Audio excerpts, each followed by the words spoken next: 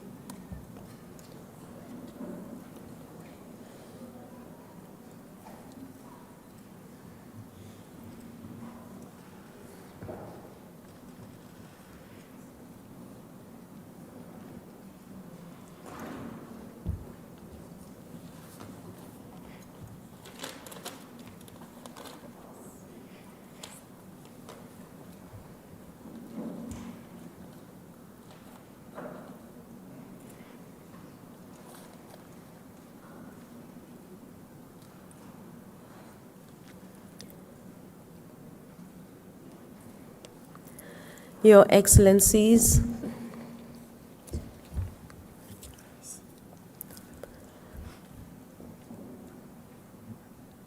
I would like to recognize His Excellency, the Vice Minister of Russia, who is not with us this morning, but is in the country. I would like to recognize His Excellency, the Minister of China, in absentia. I would like to recognize His Excellency, the Minister of Brazil, in absentia, as well as the Vice Minister, Her Excellency, the representative of India. On the podium this morning, we have our host minister, Minister Mondli Gungubele, the Minister of Communications and Digital Technologies of South Africa. And he is joined by Mr. Daniel Kavalashi from the Ministry of Communication of the Republic of Brazil. Minister is also joined by Mr. Andre Nezamo, who will be joining us shortly from Russia. And we also have on the podium Ms. Kojan Dav, the Vice Minister of Communication from the Republic of India. And lastly, I'd like to also acknowledge this morning Ms. Wang Trumin, who is also the Vice President of the China Academy from the People's Republic of China.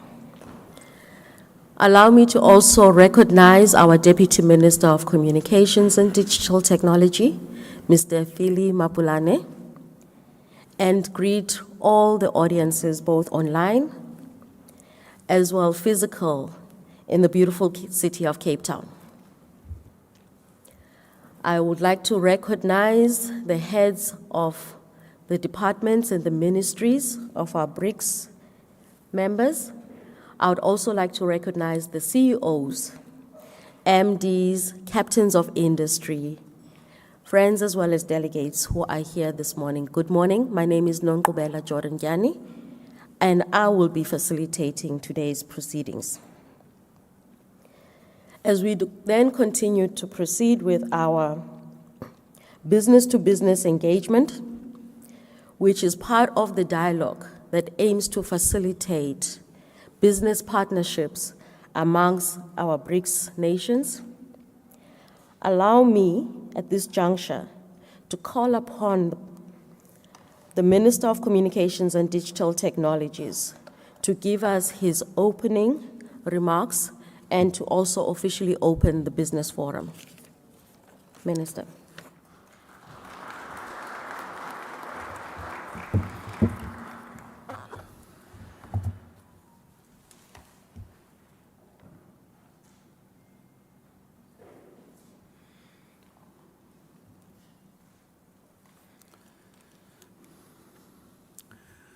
His Excellency, Mr. Jose Juscelino dos Santos, Rosenda Filho, Minister of Communication of Federative Republic of Brazil in absentia. His Excellency Mr. Maksud Shadev, Minister of Digital Development and Communication, Mass Media of Russian Federation. Her Excellency Ms. Devu Sinchuan, Minister of State for Communication of the Republic of India. His Excellency Mrs. Zhang Yuning, Vice Minister of Industry and Information Technology of the People's Republic of China. Heads of state and heads of state-owned enterprises, leaders of big business, SMMEs and startups. Ladies and gentlemen, good morning. I welcome you all to our beautiful country and the rich and diverse city of Cape Town, which is referred to as Mother City, my apology. The timing of this BRICS Ministers of Communications meeting coincides with the hosting of Netball Cup, which is taking place a few meters from here. The festive mood you witness could not have been better planned. I hope you will find time to go and watch a match and exuberate in the atmosphere of intensity and suspense, and also accept the results even if they do not favor you. If I were to compare the two events, I will draw comfort on the fact that we too are dribbling towards a common goal. The business-to-business engagement is a product of our implementation of the development agenda and action plan that we adopted in our second BRICS Ministers of Communications meeting in Bengaluru, India in 2016. We are happy that we can look back with pride during this 9th Ministers' Communication meeting that our decision to promote the business-to-business engagement to build the BRICS network of business partnership, overcoming geographical and language barriers, is bearing fruits as we witness the mushrooming of a number of ICT, small, medium, and micro enterprises, startup, and industries. As South Africa, we acknowledge the crucial role of SMEs and state enterprises in the reconstruction of our economy. SMEs thrive as the biggest business sector in each global economy. Therefore, governments around the world are increasing their effort to promote and support SMEs expansion as integral part of the national development strategy in their respective countries. Equally, Program Director, in our sector, the state-owned enterprises constitute as one of the biggest job creators and contribute to our inclusive and sustainable growth. It is for this reason that we invite our SMMEs, SOEs, and big business to engage in mentoring, partnership, collaboration for the benefit of all. The ICT sector in South Africa has continued to demonstrate resilience and steady growth in the face of challenges that arise from the difficult socio-economic environment we find ourselves in as a global citizens. We remain a destination of choice for ICT investors in the continent. In 2021, the sector recorded 243.6 billion in revenue, representing an increase from 243 billion in 2020. Our advanced digital ecosystem is powered, amongst others, by more than 300,000 kilometers of fiber laid all over the country by public and private sector stakeholders. Additional to this are more than 8 undersea cables that connect us to neighboring continents, empowering the capacity of our digital ecosystem. It is for this reason that we are amplifying our efforts to connect every citizen of our country to the internet to ensure that no one is left behind as we evolve into the digital economy. In this regard, we're driving our broadband policy program called SA Connect. Program Director, the South African Connect program is a collaborative effort by the private sector and our state-owned enterprises, and aim to connect 5.8 million households, 8,520 schools, 1,764 hospitals, 3,967 clinics, 567 libraries, 8,241 traditional and tribal authority centers. All these will be connected to the internet. Rapid technological change without an inclusive and sustainable development strategic orientation risks entrenching existing inequalities while introducing new ones. Therefore, shaping a shared vision on digital cooperation and digital future must become a priority. The United Nations Secretary General's Roadmap for Digital Cooperation envisages a series of actions for ensuring digital inclusion for all and guides all stakeholders to build a safer and more equitable digital world. These include ensuring that technology products, policies, and practices comply with human rights principles and standards, notably the right to privacy.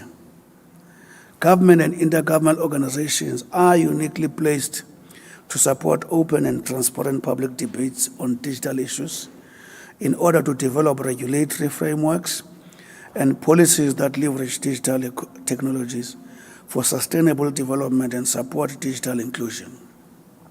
This includes promoting inclusive ICT's design and aligning science, technology, and innovation policies with social development and SDGs. A whole of government and a whole of society approach is needed to bridge the digital divide and ensure that ICTs benefit everyone and address the needs of the most vulnerable in society. National and local governments, public institutions, international community, United Nations entities, the private sector, academia, STI or scientific community, civil society organizations, representatives, and members of marginalized and disadvantaged groups, and philanthropic and religious organizations, amongst others, need to work together, each bringing their specific perspective, expertise, and capabilities to the table. As I conclude, Program Director, we do not want to prescribe what you should discuss. Neither do we desire to give you predetermined outcomes. All that we want to see is that this forum facilitates greater business-to-business cooperation and contribute to the creation of more conducive business environment in our BRICS economy. I wish you the most fruitful deliberations. Thank you very much.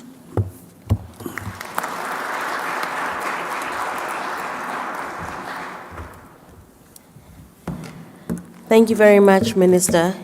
And now that you have officially welcomed us, it is my pleasure, therefore, to call upon each of the BRICS representatives who will then also give their opening remarks.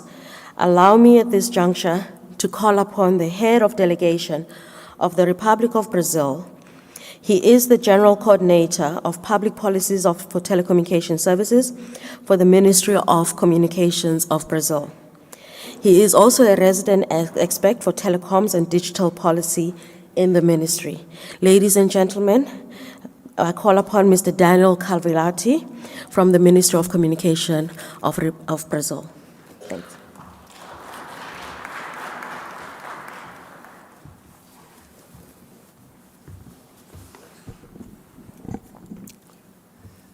Well, good morning.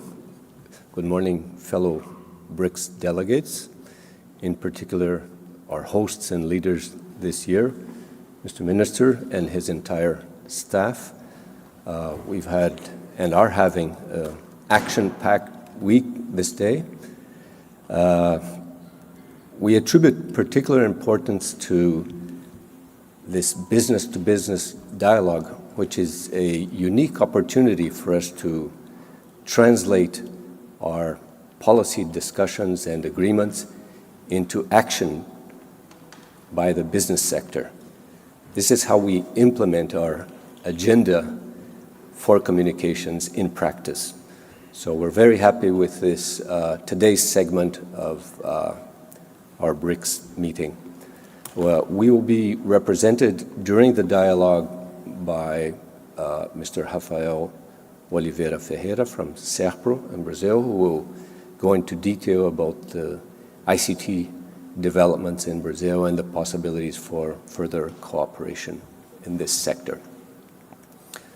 I must note that this opportunity we have here is, of course, the first time we are again meeting in person. We've been through a few years of virtual meetings, which of course keep the spirit alive, but it is really these opportunities that allow us to move forward. It's the interactions between government-to-government officials, but as well the private sector and the businesses to have possibilities for further exchange of views, but also, hopefully, cooperations and implementation. Just yesterday, we were talking in terms of the agenda for the mechanisms we have created within BRICS in the communication sector in terms of research and development, which is also an important dimension of the work we do collectively. So this,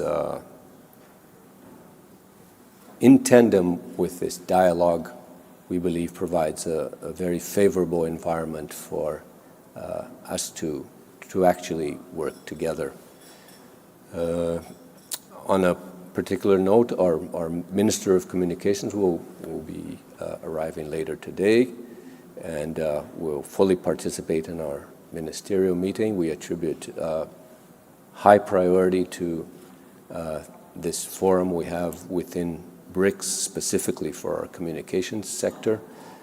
And from our part, the Ministry of Communications team, the Ministry of Foreign Affairs, who are here represented, I should say, are completely engaged in this joint effort.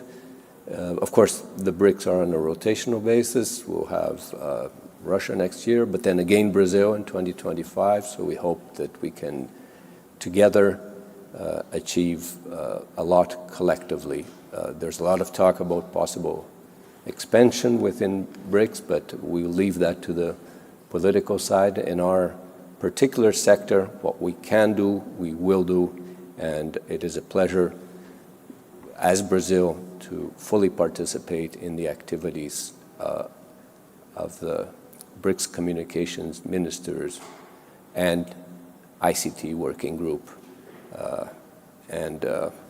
What can I say? We're having a great time here in Cape Town in South Africa. This has been a fantastic week, and we know there's still a lot to come throughout this week. So it's a pleasure join you again here today. Thank you very much.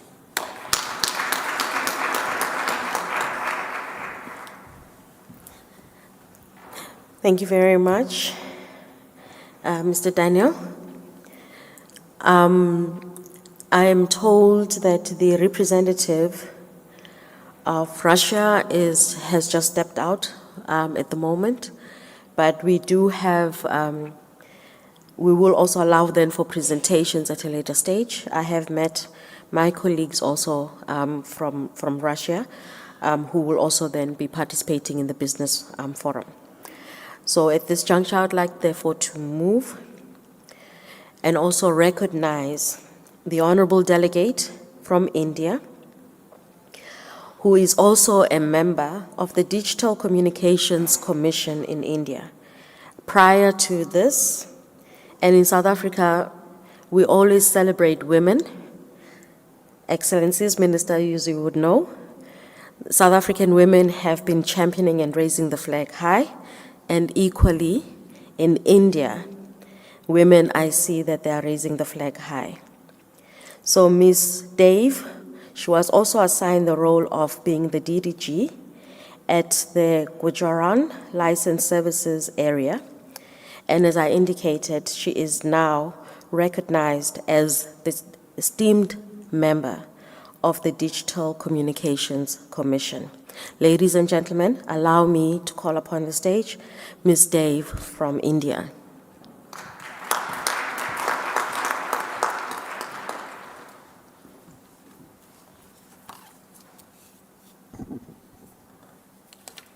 Excellencies, distinguished dignitaries, ladies and gentlemen, a very good morning to all of you. First of all, thanks for very nice words. At the outset, I would like to congratulate South Africa for hosting BRICS meeting of the year 2023 and extending warm hospitality to the 9th communication ministers of BRICS countries as well as delegates of ICT working group meetings. We appreciate B2B engagements held on the sidelines of the BRICS communication minister meetings, providing opportunity to bring together industry of the BRICS countries and enhance collaboration among them in the areas of emerging technologies. India's efforts towards universal and meaningful connectivity are guided by the principle of inclusivity. We are committed to leave no one behind in the digital revolution, and connecting the unconnected is the main mission of the government. We firmly believe that by extending the benefits of ICT to all the sections of the society, we can foster social equity and create a more inclusive and participatory digital ecosystem.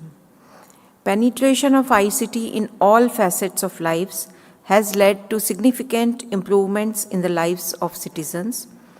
Despite challenges of COVID and resulting slowdown, India has emerged as one of the fastest growing economy in the world.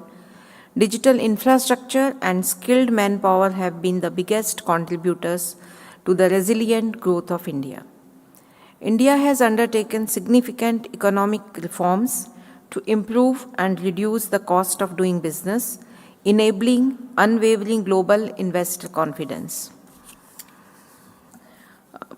I would like to mention one point. In the beginning, we had opined on signing a ceremony and we had given our comments on the same. We believe BRICS is forum of mutual respect and consensus. I look forward to fruitful deliberations on the agenda items, and that will further help in attainment of sustainable development goals through ICT for one and all in this global family. Thank you.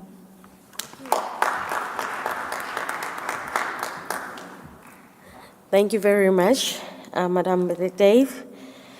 And as we then conclude this opening ceremony, I would like to also recognize the Vice President of the China Academy of Information and Communications Technology.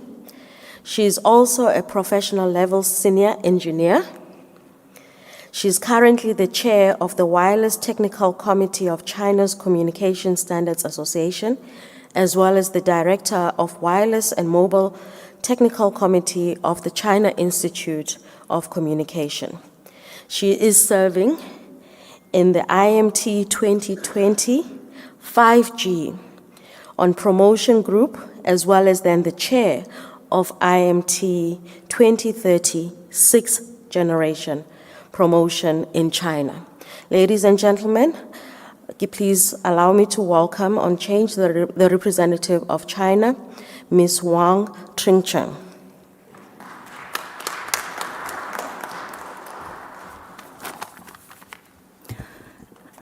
Your Excellency Minister, dear delegates, ladies and gentlemen, good morning. First of all, please let me to extend my sincere greeting to Your Excellency the Minister and my appreciation to the South Africa Presidency for this warm hospitality and thoughtful arrangement. At present, a new round of scientific and technology revolution and industrial transformation is advancing rapidly. Digital enterprises have emerging with the tide of time, providing a new engine for innovation and development, a new channel for job creation, and is a new support for public services. So the B2B dialogue today has a great important communication platform for enterprise from BRICS countries. So China attaches great importance to the development of the digital economy. So from first is to promote the construction of digital infrastructure. China has built a total of over 2.8 million 5G base stations. Gigabit broadband is available in every city, and 5G service is available in every continent. China now have more than 1 billion internet users. Second is to promote the digital transformation of SMEs, improve the three major systems of policy, evaluation services, and give place to the leading role of large enterprises to drive the digital transformation of SMEs, upstreaming and downstream of industrial supply chains. Third is to create a fair, competitive market environment. China has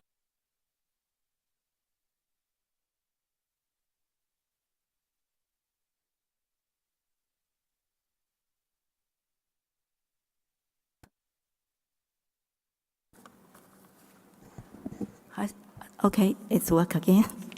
Okay. So third is to create a fair and competitive market environment. China has made continuous efforts to foster a world-class business environment that are market-oriented, law-based, and internationalized, and promote the healthy development of industry. The fourth is to build a strong digital security regime. China has made continuous efforts to prove the logical and standard system for security and cultivate cybersecurity talents to ensure the healthy development of the industry.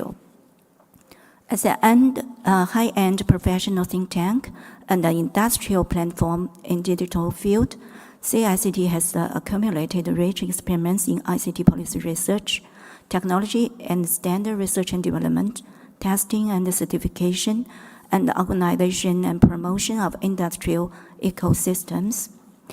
So the BRICS mechanism has become the most important platform for the dialogue and cooperation among emerging economics and is playing an increasingly important role in promoting world economic growth, advancing global governance, and safeguarding the interests of developing countries. So in the future, we are willing to develop deepen the cooperation with all the partners in BRICS countries to jointly promote research and development and innovation, accelerating the integration and applications of digital technologies, strengthen cooperation in digital talents training, and share opportunity for the development of the digital economy. So I look forward to the sharing of the insights on the observations from the business communities, and I wish this meeting complete success. Thank you.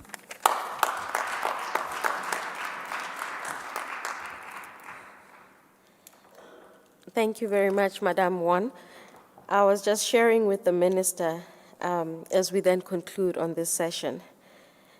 And I can also then invite the distinguished delegates to also take up their seats here, that since day one, I have been going to bed crying on these technical glitches that we've had as South Africa, the host.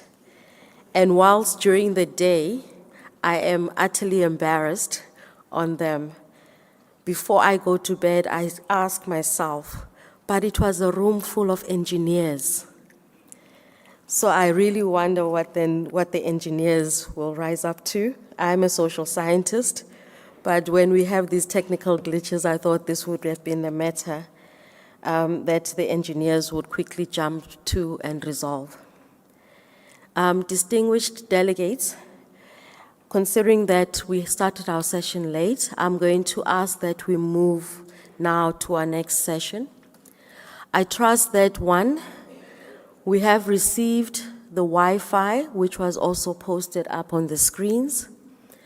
The Wi-Fi password for this session today, which is different from the others.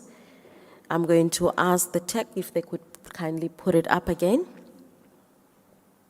It is BRICS at 2023.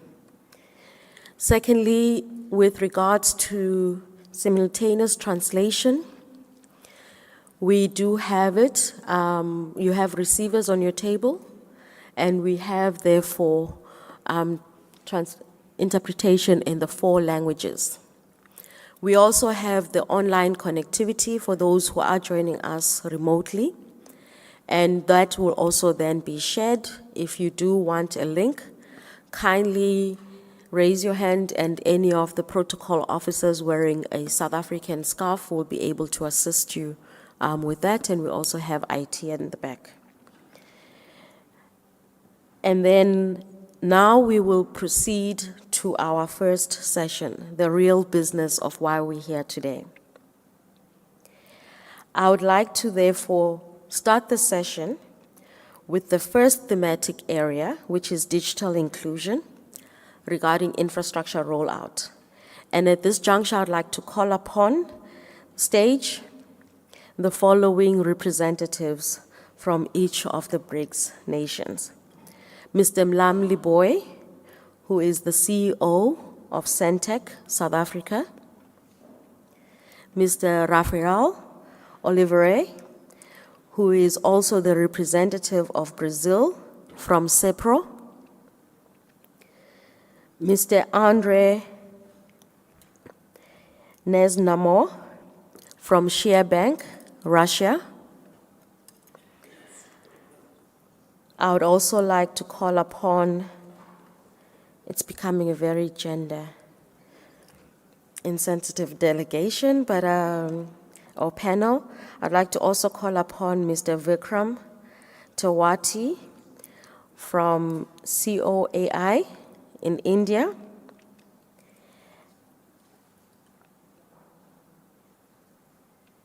As well as Mr. Wang Wang from Huawei, China. If they could please come up to the stage, please.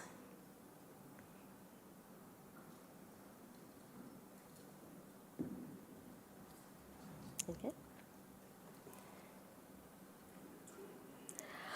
I'm informed that the other 3 will be connecting to us online, and that is Mr. Rafael Oliver. I hope we do have him. Please indicate if you can hear us. Absolutely, I can hear you very well. Good morning to everyone. Good morning, sir. As well as Mr.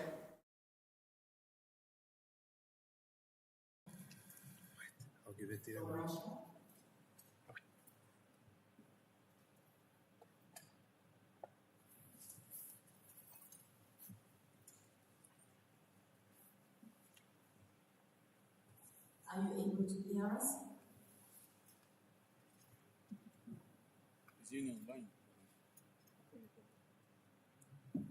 I'm not managing Zoom. And while then we are also trying to get, can I also then check if the representative from India is also on the line? Good morning, everybody, and namaste to everybody. I hope I'm Thank you. So to kickstart our session on digital inclusion, allow me to call on stage Mr. Mlamli Boy, please. Thank you.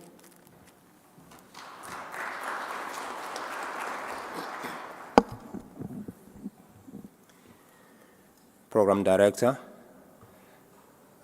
distinguished delegates, our Honorable Minister, Minister Kungubele, to all our BRICS Ministers of Communications and partners, to the colleagues in the room, and all those who are joining us virtually, good morning. It is indeed a privilege for us as a nation, South Africa, to be hosting this meeting here where we're discussing business-to-business collaboration. It becomes very clear to us that we cannot run the race alone. And for us to go any further in this area of digital inclusion, it is critically important that we partner and we collaborate with each other within the BRICS partnership of nations. It is also important, honorable members, to note that if you look at the population of the BRICS countries, it is estimated that it actually accounts for more than 50% of the global population. But also it is important to realize that it is within these nations, the southern nations of the world, that the issue of connectivity remains a challenge. It is within the BRICS countries and the BRICS nations where digital inclusion still remains a long journey for us to traverse. It is also within the BRICS nations where the highest levels of poverty still persist. Within our country and within our region, in the southern part of this globe, we are remaining behind in many areas. But it is not going to be for long. And the reason I say that is that if we partner together and we walk the journey together of digital inclusion, we will be able to succeed. And how are we going to succeed then in this journey? We're talking about digital inclusion, which is defined as providing equitable, meaningful, and safe access to the use of technology and the design of technologies and services. It becomes important then for us that when we talk about digital inclusion, that we speak about universality. What does it really mean to speak about universality in the context of partnership? We have a responsibility as communications ministries to ensure that we have universal access to infrastructure, we have universal access to services, because, Honorable Minister and members, we do not design systems and infrastructure just for the fun of it. We design and implement these infrastructure and services for the purpose of ensuring that the users and the end users out there are actually connected, not just for the sake of being connected, but they are connected for the sake of receiving content that we generate. And what is the purpose of this content? It is for us to deliver education, information, entertainment to all our citizens. And we cannot, there is no country who can do this alone. Our Minister of Communications, Mr. Mondli Gungubele, licensed and in fact move on to say to the MITs or the mobile operators, you now have access to spectrum. And what is the purpose of access to this spectrum above 600 megahertz, 694 megahertz? The purpose there is to ensure that there is connectivity to all. Purpose is to make sure there is inclusion, there is broadband connectivity, because in the spectrum that we have licensed to mobile operators, we are now capable and able to deliver long-range broadband service in the rural areas in particular. It is therefore our privilege to be part of this BRICS community where we can share ideas, collaborate in the areas of technology. Some of us are more advanced than others in terms of developing technologies. And we also are in a place and opportunity where we can collaborate in delivering higher technologies, such as the satellite project that we as South Africa has been working on for a few years now. And we mentioned in the last BRICS conference that we would really appreciate partnership with our BRICS partners. And our BRICS partners have come to the fore to say we are available. And we do appreciate your availability to partner with us and making sure that a South African-owned satellite is launched. We are working on this project together. Program Director, one of the big projects that we are dealing with as South Africa is the one of broadband connectivity, in particular for the underserved areas. In this project, we're calling it SA Connect or South Africa Connect, which is delivering broadband to those people who have never had broadband access. And we do this in various forms. The first one is really making sure that there is wireless communications which can help us cover the last mile. But we cannot have that if we don't have broadband fiber connectivity, which is a backhaul infrastructure. So as we speak about providing access to all and digital inclusion, this is one of the example projects we're doing as a nation to make sure that the access to broadband is made available. And we cannot do this alone. Once again, partnership with our BRICS partners is going to be very key for us to deliver on this. And therefore, honorable guests and members, we are, as South Africa, wanting to invite you to partner with us as we journey in the road of making sure that there is digital inclusion, not just for the sake of building a bridge, but building a bridge also and build the vehicles that will traverse on this bridge to deliver what is to be delivered across the bridge, which is content delivered to our people in each and every aspect of the service that we need to deliver as a nation to our citizens. With that, Honorable Minister, I thank you members for the opportunity to share these thoughts with you. Thank you.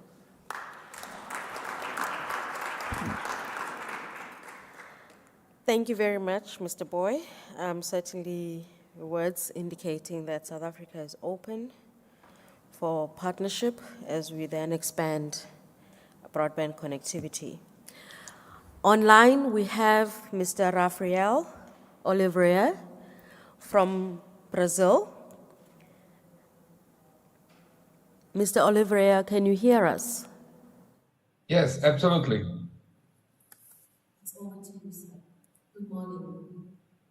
Good morning. Good morning, everyone at the meeting. Thank you for hosting us. Thank you for hosting this online. I'm really certain to know I couldn't be at South Africa, but I really thank you, everyone in the delegation in the host country. My name is Rafael Ferreira. I'm representing SERPRO. We provide more than 80% of systems and IT infrastructure to the Brazilian government and some cities and states here in Brazil. This responsibility lies between everything from government management to citizens' data to providing.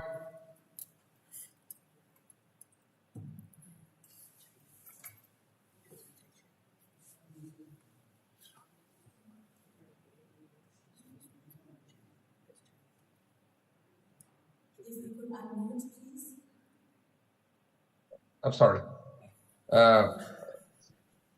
On the last 4 years, SERPRO has really been the driving force to developing digital transformation here in Brazil, especially connecting the government to our companies and to our citizens. What we have done, it's for us, is something that we are really proud of, but also something that we really know that is still on the early stages. As Mr. Boy said, delivering connectivity is only the first stage. Here in Brazil, we also have a lot of challenges to deliver to rural areas, to really far on the Amazon and other communities that lies on our huge cities and metropolis. For example, here in Brazil, we still have challenges to connect every single population on our biggest cities like São Paulo, Rio de Janeiro, or Belo Horizonte. What we are driving here today is to look into what is meaningful connectivity. Delivering fiber, delivering 5G, satellite connectivity is something that technology and the private sector will absolutely thrive if we have the correct partnerships, we have the correct infrastructure so those companies, so the government can thrive. But only, as we say here, only an empty pipe, something that here's the internet and you go away, is not something that we are wanting to do. We have bad experiences here in Brazil with that, where communities, schools, hospitals receive connectivity, good connectivity, broadband connectivity.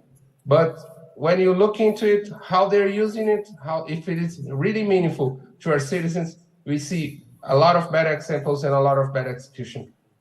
What SERPRO is doing is partnering with our ministries, partnering with our communication ministries, and especially with our municipalities, delivering platforms that can connect those citizens, delivering absolute services for them. For example, here we developed in partnership with a lot of municipalities a platform looking into how to deliver public services. How can you look into a medical consultation? How can you look into new jobs that your city is it's managed to be available?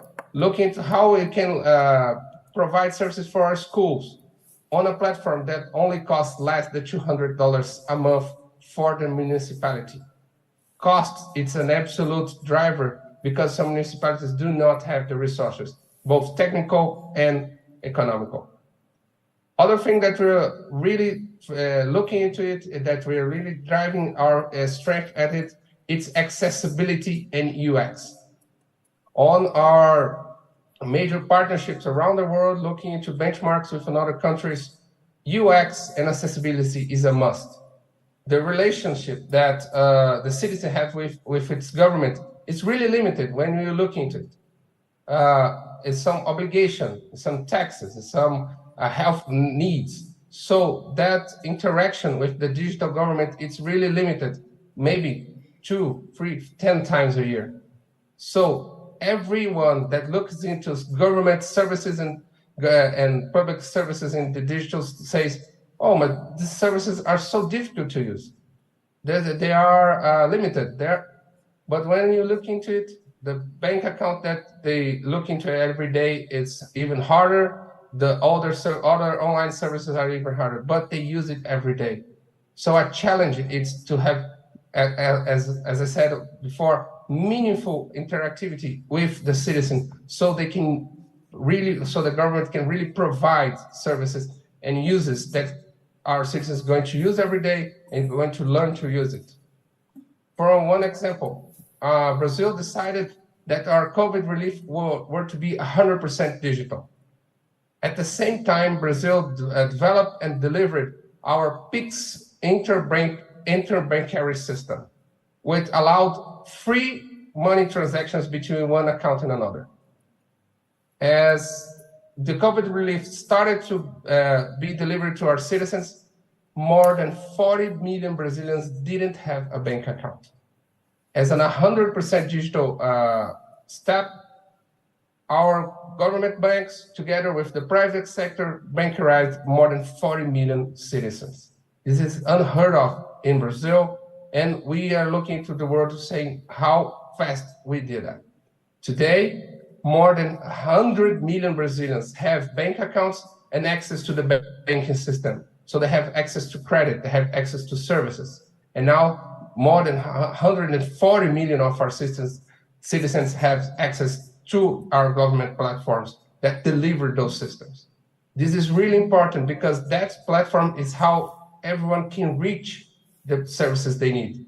Borrowing from Mr. Boy again, education is something that really needs those platforms, really needs that connectivity. So children can have access not only to the educational material, educational services that they need, but also parents can look into what's going on and look into it online. We see, for example, here in Brazil, a lot of solutions that relies on 3G networks, even 4G, and can be meaningful deliveries to that. So as technology advances, as with 6G, for example, is on the horizon, we are looking really hard at how we can really deliver services and everything that their citizens are needing.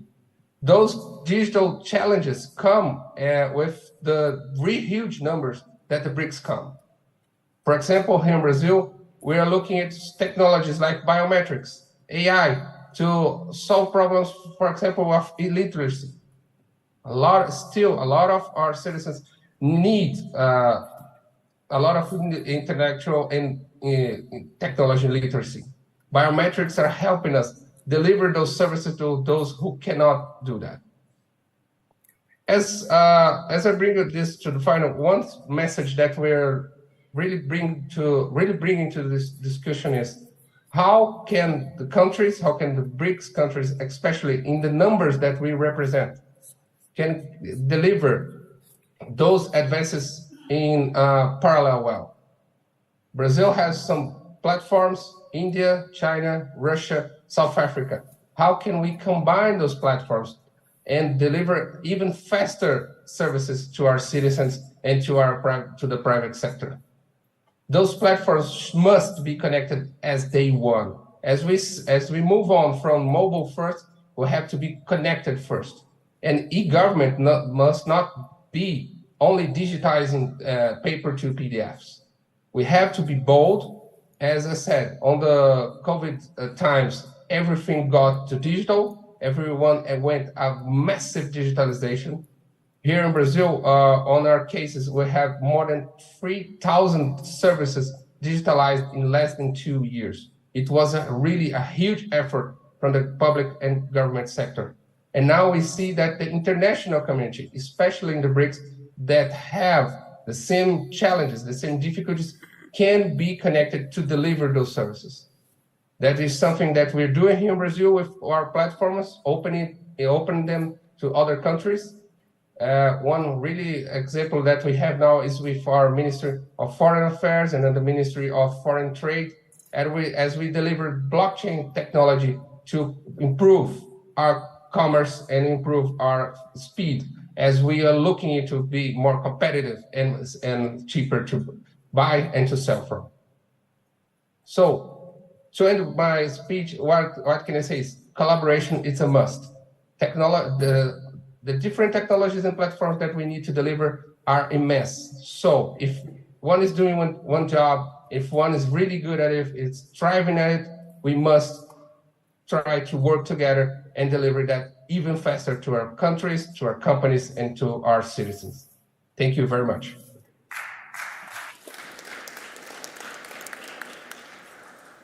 Thank you very much, Mr. Oliveira.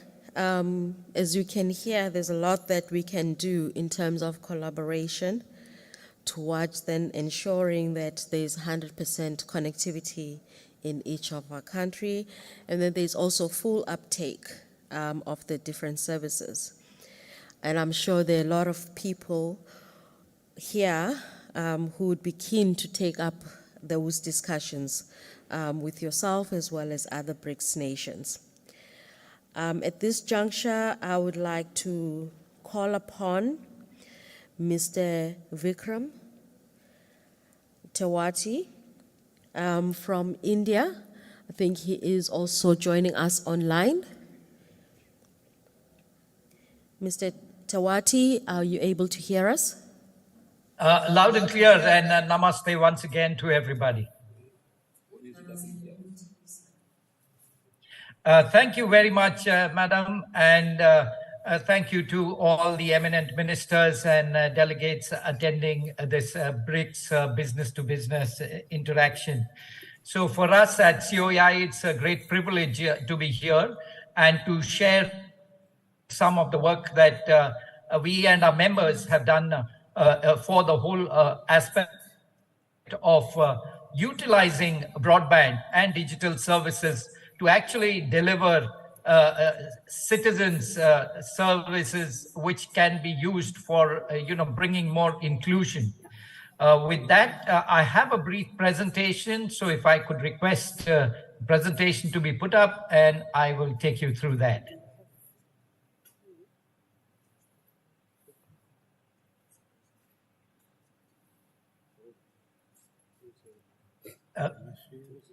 Can I have the presentation put up, please? We don't have it. You won't be able to see it because I'm not sharing it from here. No worries. Until then, what I would share is that we at COI, we represent three big telecom companies, Airtel, Vodafone Idea, and Reliance Jio. Between the three of them, each have about about 300 million plus subscribers. So the scale of the work that is being done by our industry members is really a terrific scale. And particularly in the last almost a decade now, ever since 4G services were launched, tremendous, uptick in the kind of services, digital services, right to the bottom of the pyramid, which have been taken up, has been very transformational in nature. Some of the things which I have on the presentation are how we have used, what was mentioned by Rafael, is to bring financial services or banking services to every person, every citizen, who needs a bank account, and also to make transactions using your mobile phones. So the United Payment Interface is a global best practice as part of the digital public infrastructure, which India is very proud of and can be used amongst the BRICS members. Because what comes to our mind is that instead of rediscovering the wheel between each member and trying to individually, get some service, there is huge scope, as was just mentioned by my previous speaker, about collaboration. So there is a tremendous need for collaboration between the industry players as well as between the government and the regulators. So at COAI, we work very closely with the government and the regulator.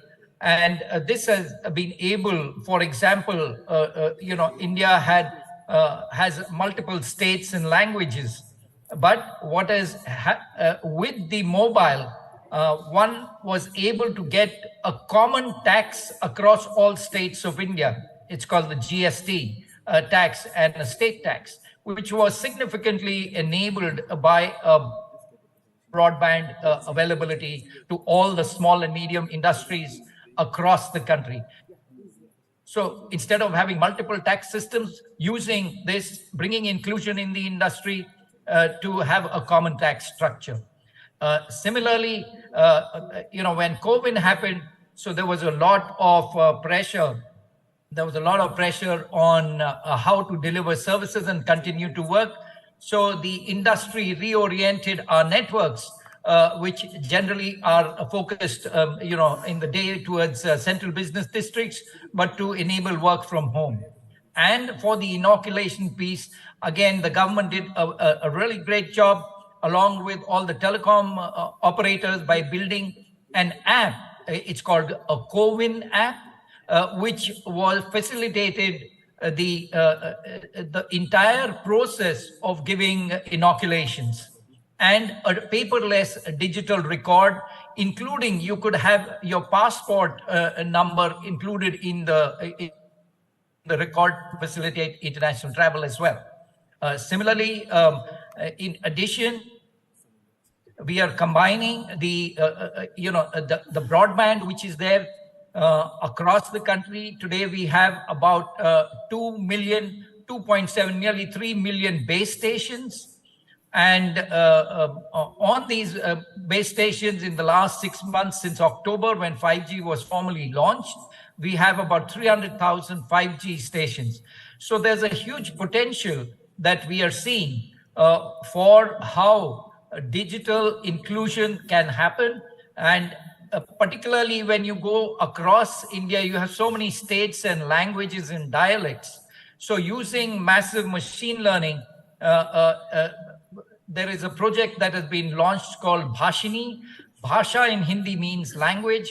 So you can convert multiple language texts so that anybody who wants to hear or read, get a document, can easily get that. So this exercise, I'm sure, because all the BRICS countries themselves also have multiple languages within the countries.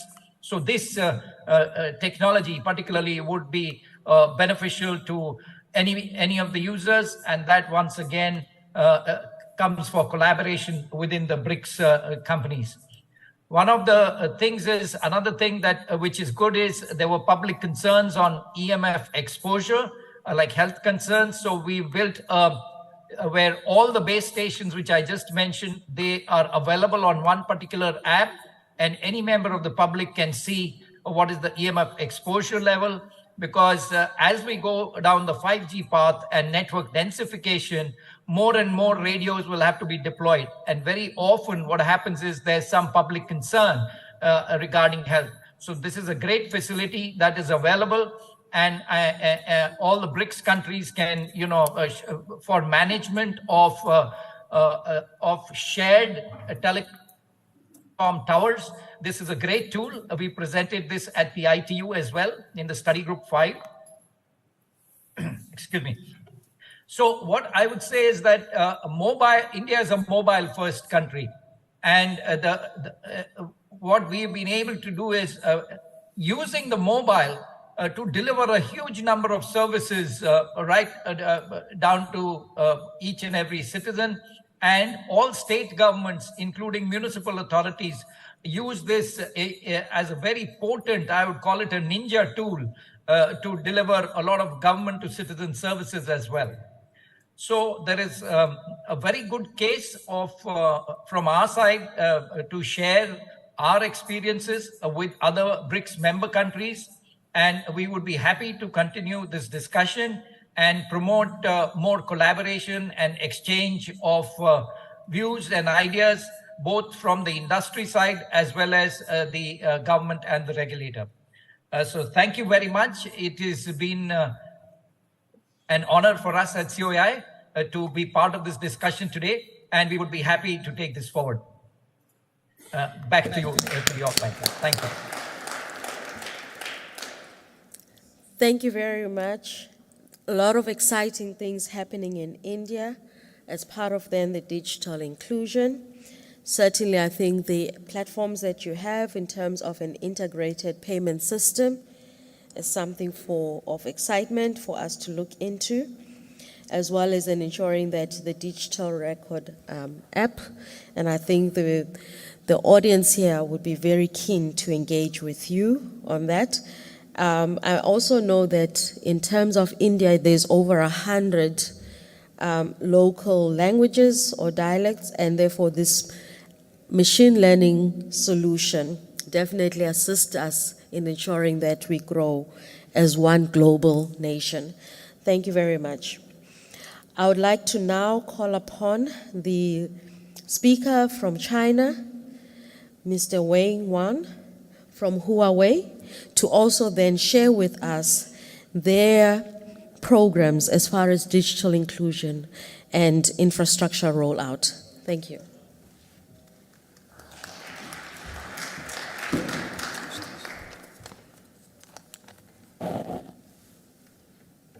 Okay.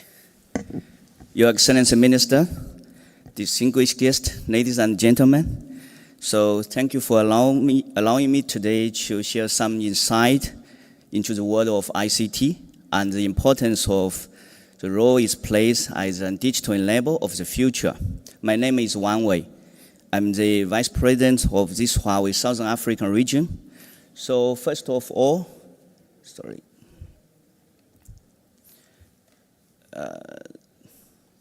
the next,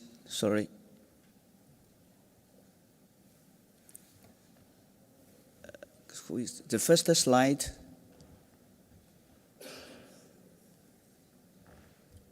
First slide, please.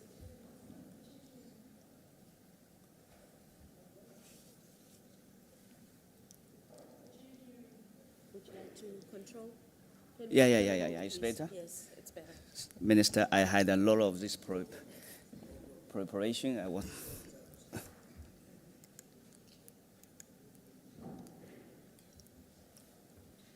Not this one. Okay. First of all, it is an established fact that ICT created a value of the digital economics of now and the future. There are three important aspects to this, of which the first is the economic growth, which is the main driver this is currently growing faster than the GDPs in both rich and poor countries. The second aspect is the social inclusion, which improves the overall social well-being. Third and lastly is include the green environment, which focuses on the promoting environmental protection and reduce emissions. We're yet to finish change the slide or whatever, yeah. Okay, this is the first main point I just want to emphasize. And let's just move a little bit. In all countries, regardless of the development level, the digital economy is growing faster than GDP, giving impetus to economic growth. Compared with development countries, the digital economy is growing faster in developing countries, since they have not entered the mature stage of the development. So this should be seen as a significant opportunity for Africa. And we should not allow this continent to be left behind due to the lack of ICT adoption and the implementation. So, as we see, China had proven to the world that the new infrastructure investment drives economic growth.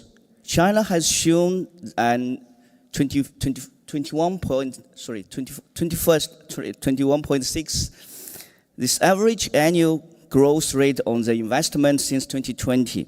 New infrastructure is not only limited to information infrastructure, but also includes integrated infrastructure, such as the smart government, smart water, smart transportation, smart energy, smart meter, whatever, so on and so forth, as well as the innovative infrastructure. Infrastructure associated with science, technology, science, education, and industry technology innovations. So actually, Huawei had recognized the challenges that Africa offered in connecting the unconnected. We have therefore invested millions of US dollars in developing specific fit for the purpose solutions. One of these are the Rural Star solution, with which we are already connected more than 60 million people in more than 70 countries. This technology allows for connectivity where no exit infrastructure is present.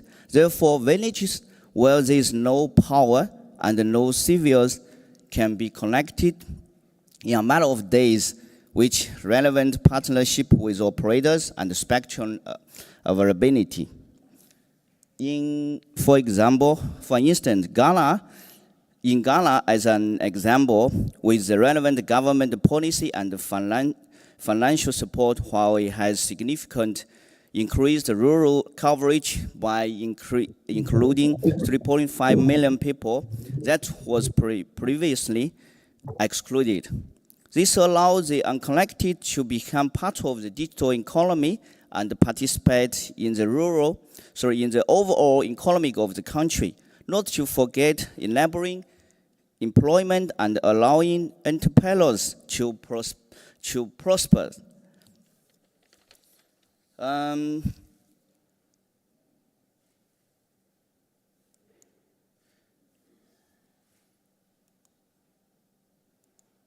Okay.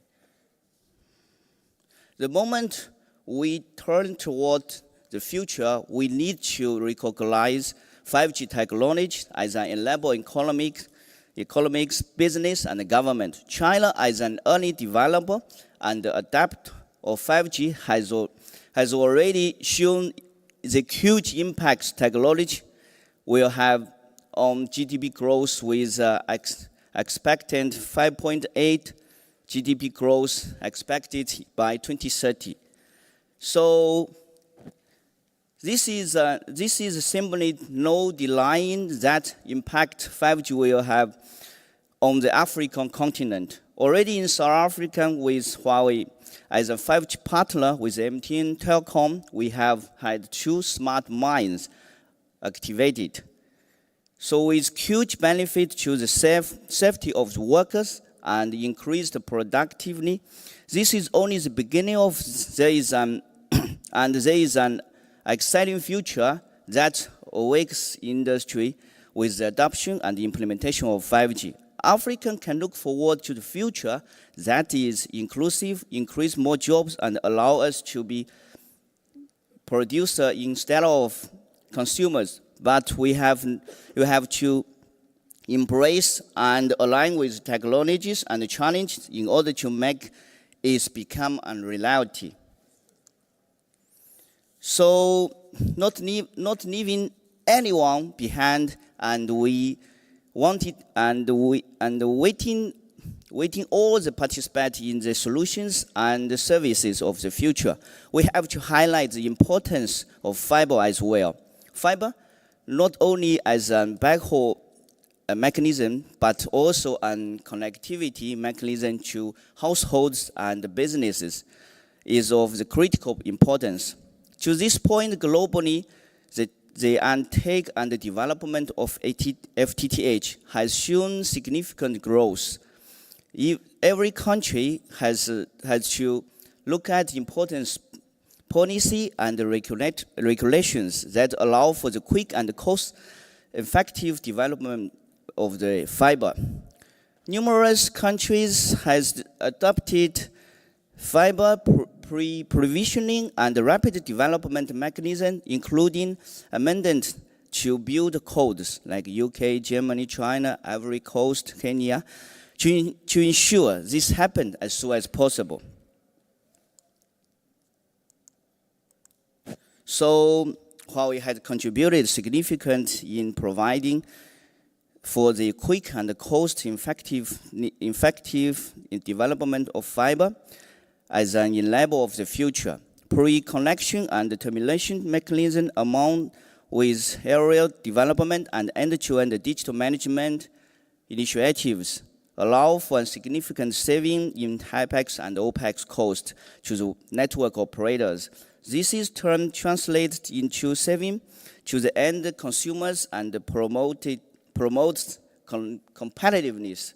Huawei prides itself on behaving innovative solution to African and for African. Thank you for your time. I hope I'm able to give you some insight into the important role of ICT plays and digital enablement of the future. Thank you.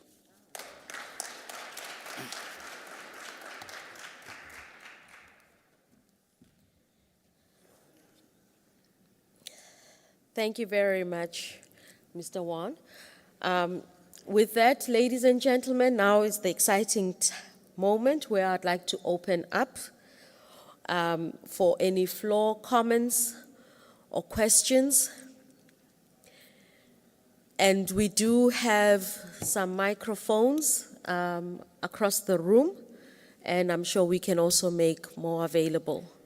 If there are any questions that you would like to pose to the panel or any interesting sites, I already see a hand here from Lady Lufuno, if we could. And I would like to kindly request that you introduce yourself before then posing the comment or question. Thank you.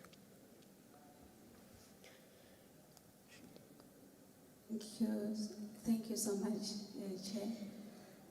My name is Rufuno T. Korombi. I am the director for Oriza Consulting Enterprise. We are a cyber law consultancy focusing on cybersecurity governance. I want to say thank you to all the speakers. I had a common theme, which is one of my area of interest in terms of digital inclusion. So, Chair, I just wanted to check if when we finish here, there will be maybe some sort of agreement in terms of concrete action steps in terms of what are we going to do moving forward, because I am from a village, so when I go to the village, I don't stay there because I have 2G, so I have to run back to Gauteng.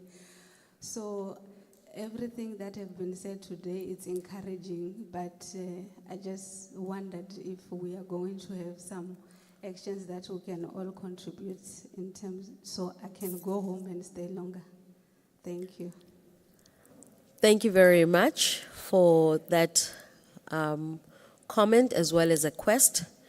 I would then like to see if there are any other hands in the room before I see a hand at the back, please.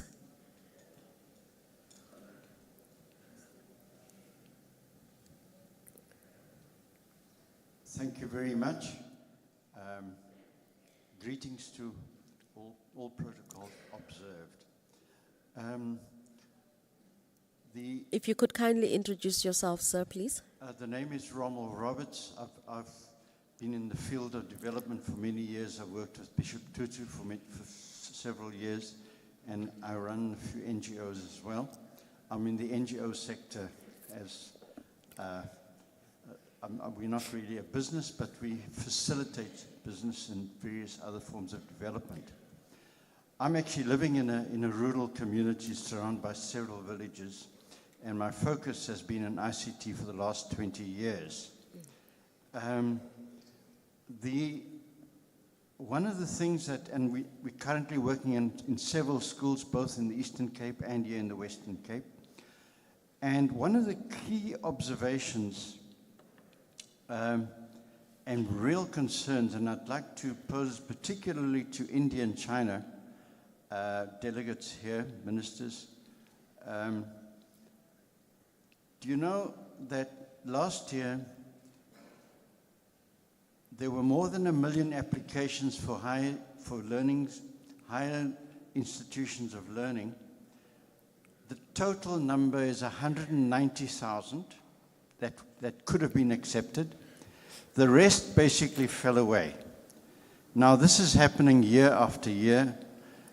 Now my question is, how on earth do we deal with, how does countries like India deal with unemployed youth that have now become much older youth? And we have a think tank looking at this issue. We thought maybe we should have a Peace Corps of some sort to absorb youth and build in disciplines. How does India, for example, and China deal with this phenomenon? Because ICT on a digital platform basis is almost absent in many of these areas, and if it is present, it doesn't work. Ask me, even here in the Western Cape.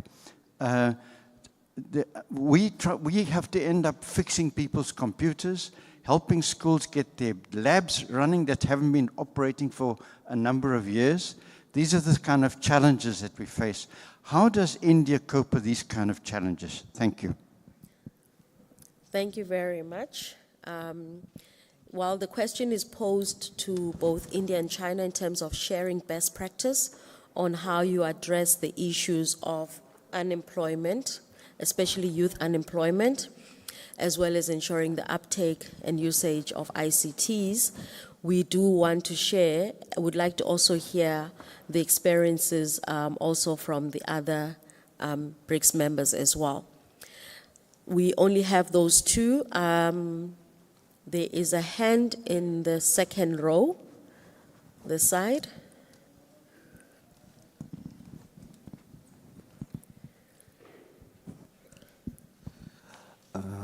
Molweni, Kamalam de Umaiboye from African Innovation Solutions.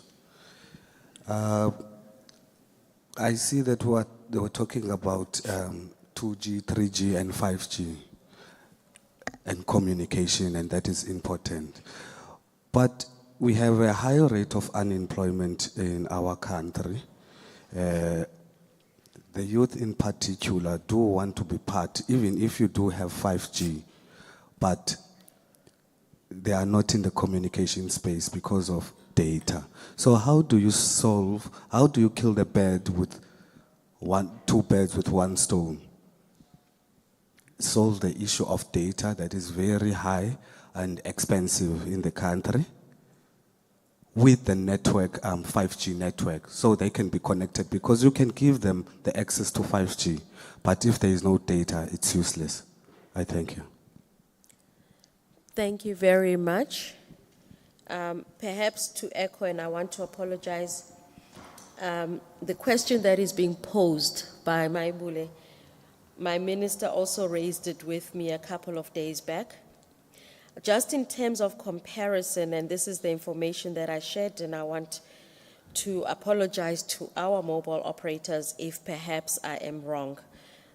Sadly, I can't put it up here. So the minister gets a screenshot from a service provider in India.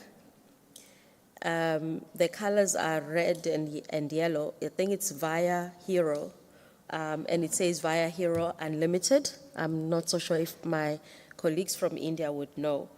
But the data cost in comparison was then saying that whilst our South Africa data cost averages between 69 rands to 89 rands, their 2G is 67 rands. And it also is on unlimited. So we would like to then find out what perhaps are the interventions that other countries have made to lower the cost of data. I do see one last hand at the back. And I apologize if I haven't recognized any hands onto my right. Okay, there's a hand, one more on the side. So my left wing is powerful this morning. Over to you, sir, at the back. Thank you very much, DG. All protocol observed. DG, I think Please introduce yourself. My name is Loiso Kicha. Yeah. Thank you. So I think the question I want to actually pose mainly to India, because they've done pretty well in this, in that you have access, which is one issue, that's connectivity and device. You have skills that would enable you to use the device. But there's one element that India has done well, which I think we are not doing that well on, is to ensure that the access and the skills culminate into economic benefit. We've seen probably in schools in Gauteng where we've given our kids devices and laptops and they end up playing games. So just to get to India, because almost the whole world is using India for certain skills. So how did they get that right to make sure that the access and skills at the end translate to economic benefit for its citizens? Thank you very much. India, and once more, another question to you. Both yourself, my colleagues here on the physical, as well as online. I think Mr. Tewati, I think you have taken note of them. I'd like to recognize the gentleman over here. Pardon me, the lights are in my face, but if you could then take the mic and introduce yourself. Thank you. Thank you, and good morning, DG, and all protocol observed. My name is Turbo Vala. I'm from the biggest province in the country, the Northern Cape. We are almost 1/3 of South Africa. That is true. So my question is really to all the countries that have got businesses that are operating in rural communities that deal with connectivity. The reason thus being that, you know, as the Northern Cape, we do not have very good connectivity and broadband penetration purely on the basis that it does not look good on the bottom line. So businesses are resistant to embark or put down broadband infrastructure because the profit is not good, because there isn't uptake, purely because of the critical mass. As much as the digital divide between our country and the rest of the world is narrowing, the digital divide between the Northern Cape and the rest of the world is growing because of the lack of broadband infrastructure investment. Now, I know some of the countries have got, last mile connectivity for SMMEs to embark on, or businesses in the deep rural communities to embark on. So I was just thinking maybe to look at modalities, if there is, and possible, area for collaboration in our business environment, to say how is it possible for an SMME in a very rural, remote part of South Africa to actually use this business opportunity and connect the people in its community. Thank you. Thank you very much. Then my last hand is going to Mr. Mashishi. Am I correct? Yes. Oh, okay. One more hand this side, because I'll have to make sure that, can I see to on this side if there's anyone else apart from the front row? Okay, so we'll take Mr. Mashishi and then we'll come to the front. Thanks. Thank you very much, Program Director. I just want to, my name is Ali Mashishi. I'm from the department. I deal with forecasting and modeling. And I was looking at the issue around digital inclusion in a BRICS context. And I'm trying to propose an economic value on addressing the digital inclusion, but at the same time trying to make a business case for this session. If we were to look at the 2.9 billion unconnected people, and we look at the connectivity rates of the BRICS countries, and charity begins at home. I'll start at home first. I think estimately in South Africa we have about 26 million people unconnected from the 2.9 billion.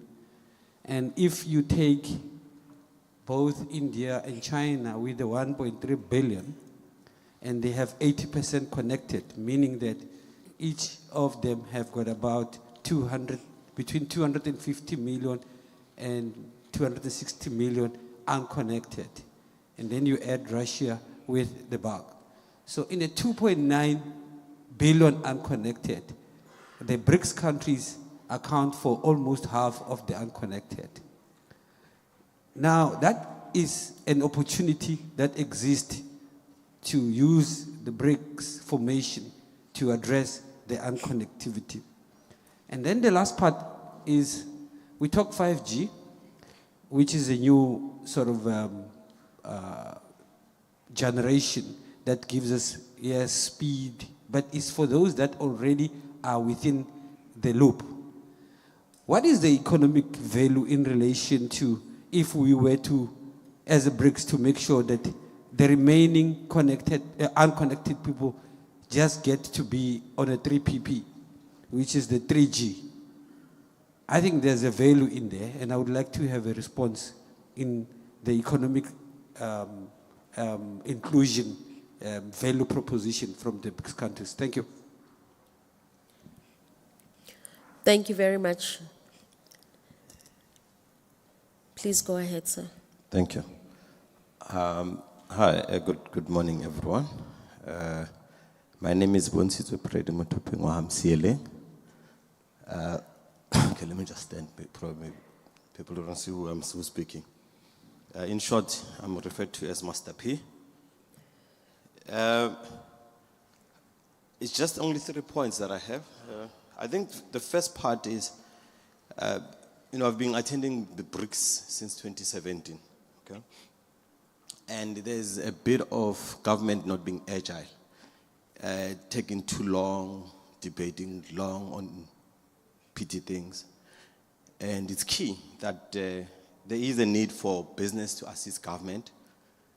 So I think I'm proposing that in the next sessions, that there must be a government to business session where we could be able to assist government, particularly the BRICS, in terms of pushing them or advancing them in their mission, so that we are able to realize this economic change that we are bringing as BRICS. That's my first proposal. But my second proposal is, can we have a BRICS portal, business portal? And this BRICS business portal, for example, some of us would want to participate in the space sector, space sector. We want to participate in the fintech and the blockchain. And our response time to engage with these other countries, if we have to follow outside BRICS, if we have to follow diplomatic relations, it takes more than a year or so to just try and get a business meeting and engagement and so on. So may I propose that we have that BRICS portal being part of this B2B, so that all companies are there. If I need a company now, just go into that BRICS portal, just quickly check who I need to speak to. Probably I might not have had enough time in this BRICS meeting, in this B2B, to meet him or to engage with him. But lastly, may I also finally propose that as we bring BRICS, we also bring this country investment institutions, so that, if I want to invest in China or in Russia, they are making it easier for me to move in and invest. Or if I want to bring a Russian company into South Africa and to invest a particular amount of money, it is easier and quicker, so that I know exactly that the DTI and so on is here to ensure that the process moves quicker and faster. So what I'm proposing is that we should be agile in how we resolve or how we conduct our businesses. Thank you. Thank you very much. And with that, I would like to allow then the panel members to respond, as also then anyone else, also from in terms of the delegations from BRICS members, to also then respond. I think my first panel member who is keenly wanted to respond is Mr. Rafael from Brazil. Over to you, Rafael. I want to address youth unemployment and the unconnected, the two of our colleagues on the room addressed. We think here in Brazil that they are really connected because there is an education problem between them. As youth unemployment rises, and there are no textbook solution to that, because every society that we're living in is facing that challenge.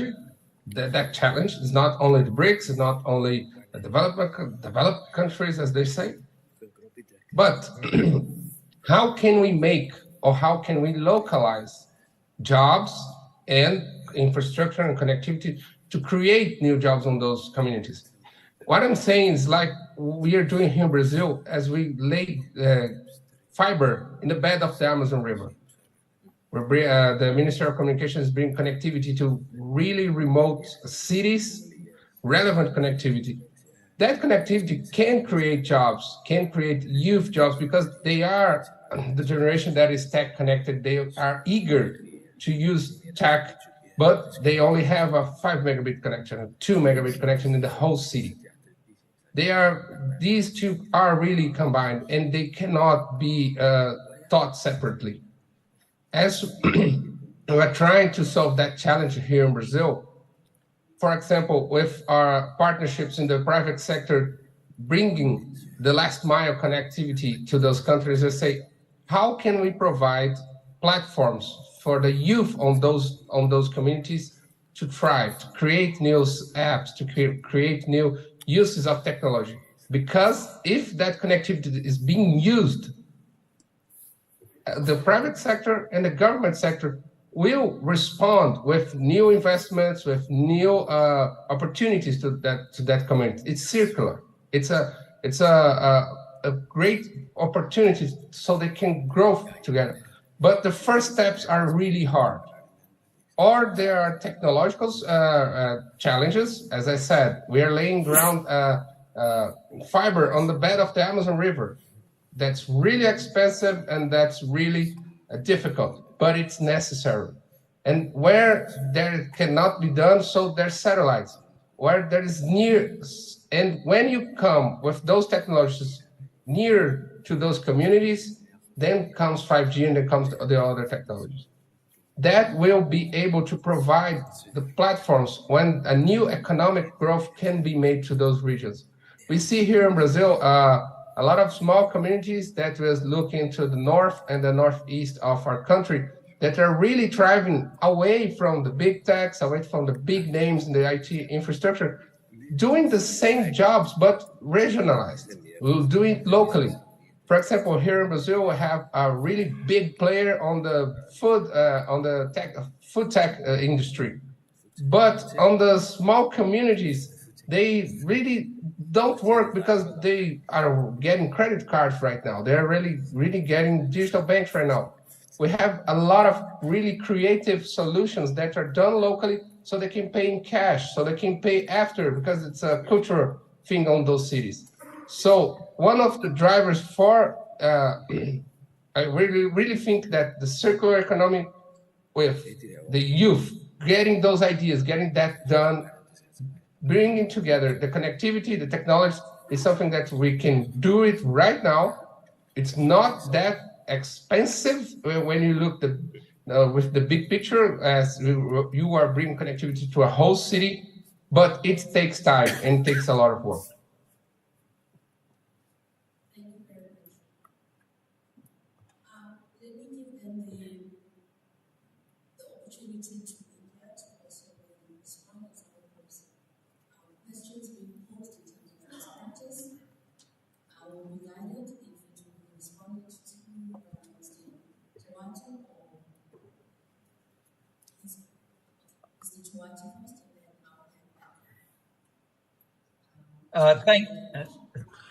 Thank you very much, madam. I hope I'm audible.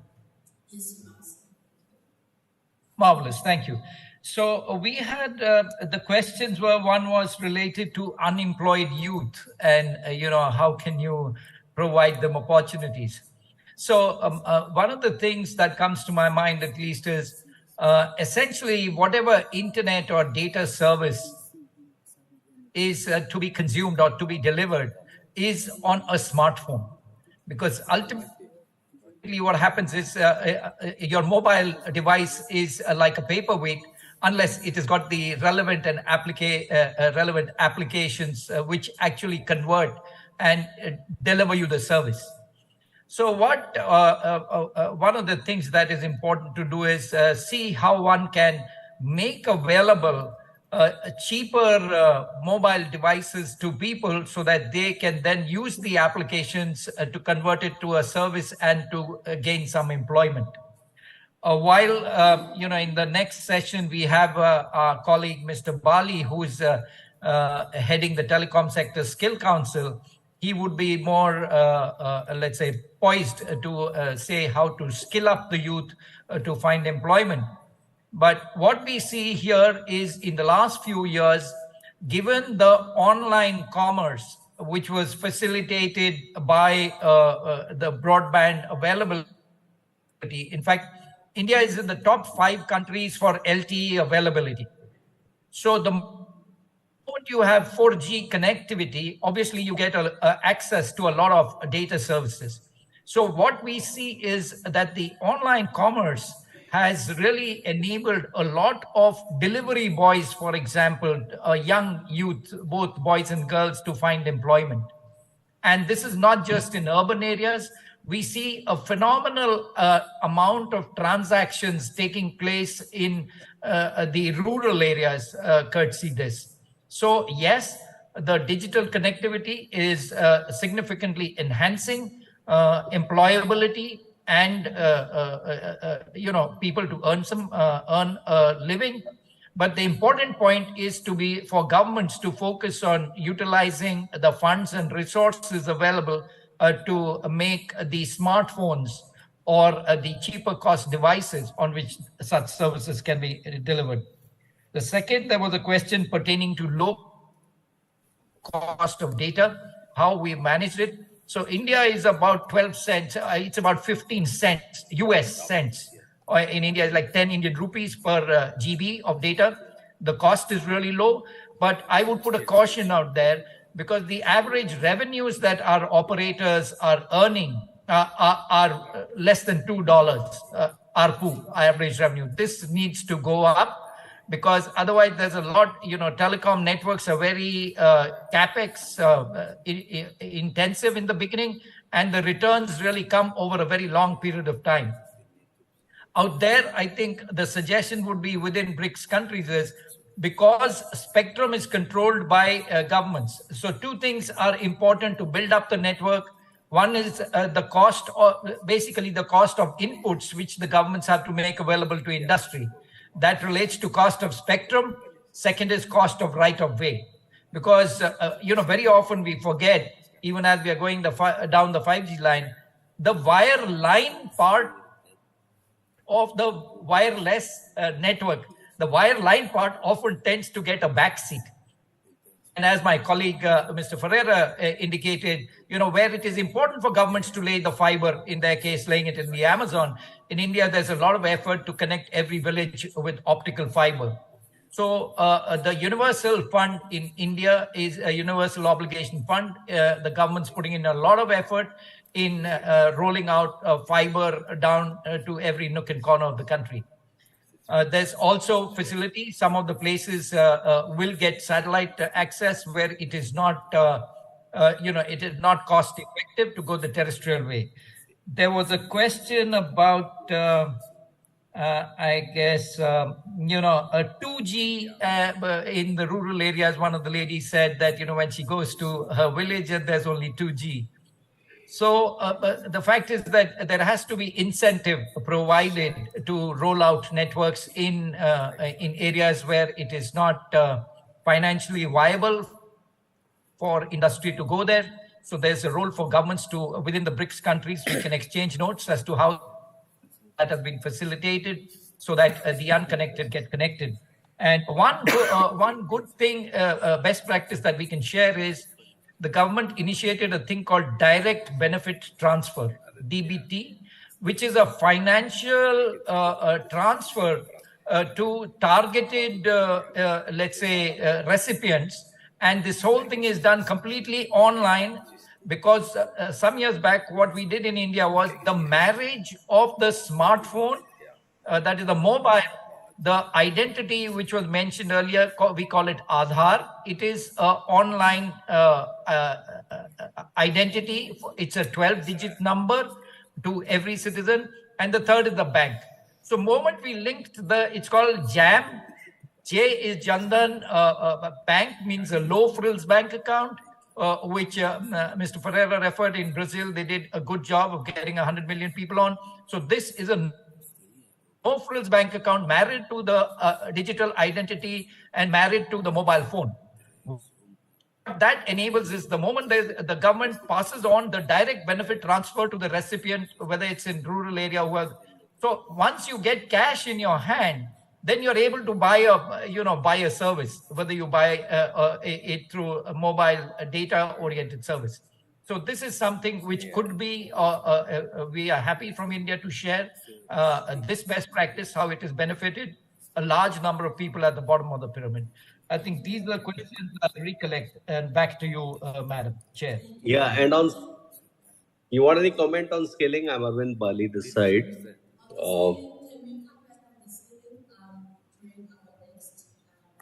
Okay. Yeah. Much emphasis on that. My apologies for interrupting. And you are still going to be with us, Mr. Oliveira.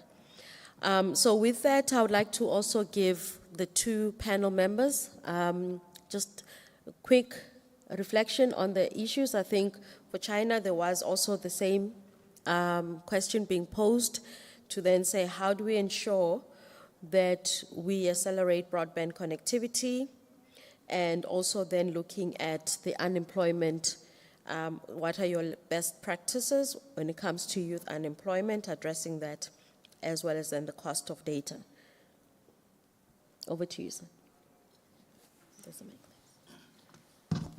To be honest, this, in my understanding, this is like a government governing question as Huawei. We are just committed in the technology innovation, make sure we are making the leading technology support the development. So I don't think I have the right answer for this question. No, that's okay. So you just go where there's a need. We understand. I will ask, they first have to direct you, so the gentleman over the side can maybe call on you to come and plow where are the gaps. Over to you, Mr. Boy. Thank you very much, Program Director. I think the question raised by our sister Lufuno there about the rural connectivity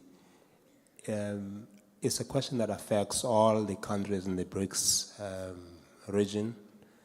And in South Africa, we've attempted to approach this problem by government saying we need to roll out South Africa Connect, which is specifically focusing on the connectivity in the rural areas. I think because the targets have been set for all the schools to be connected and all the clinics and government departments to be connected in the country, and then around those schools and areas, we designed the network to set up Wi-Fi hotspots so that SME ISPs, which are resident in those areas, can then begin to do a business for themselves and use the POPs which are available in those areas as call it a backhaul area for their internet connectivity services. So I would say if in your area you are not connected, government program is coming to all the areas in the country to connect them to broadband internet.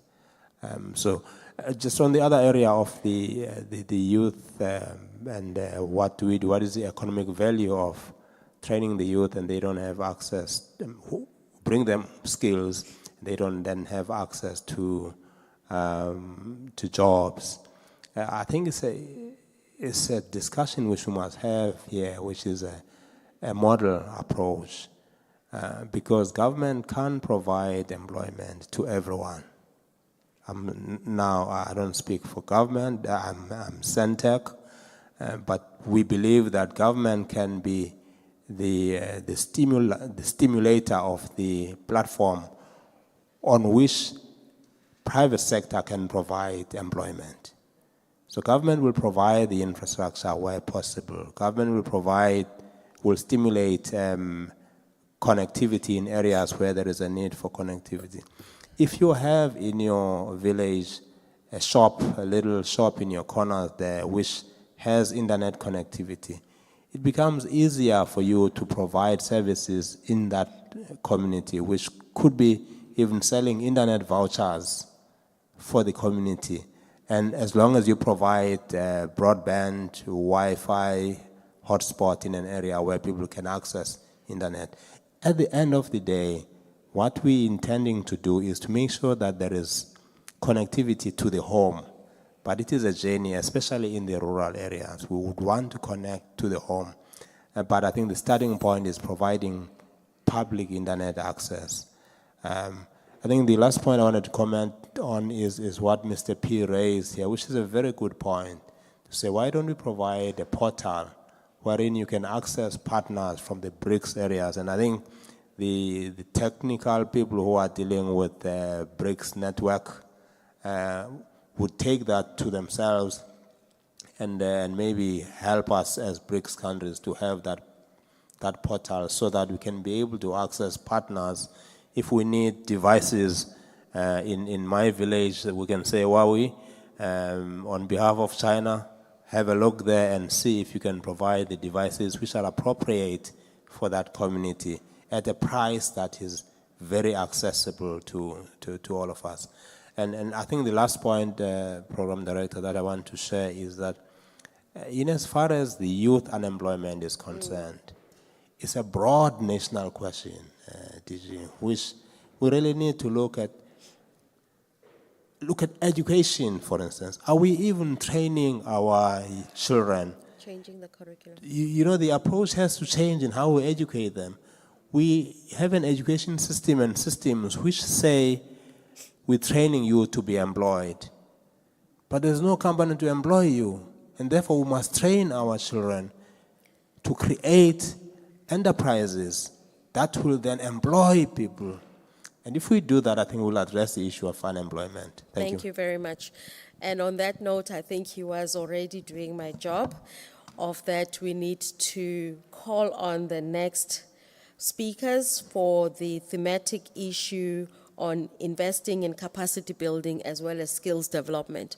But before I do that, ladies and gentlemen, please assist me to thank the panel members for this first session for this morning. As they take their floor down.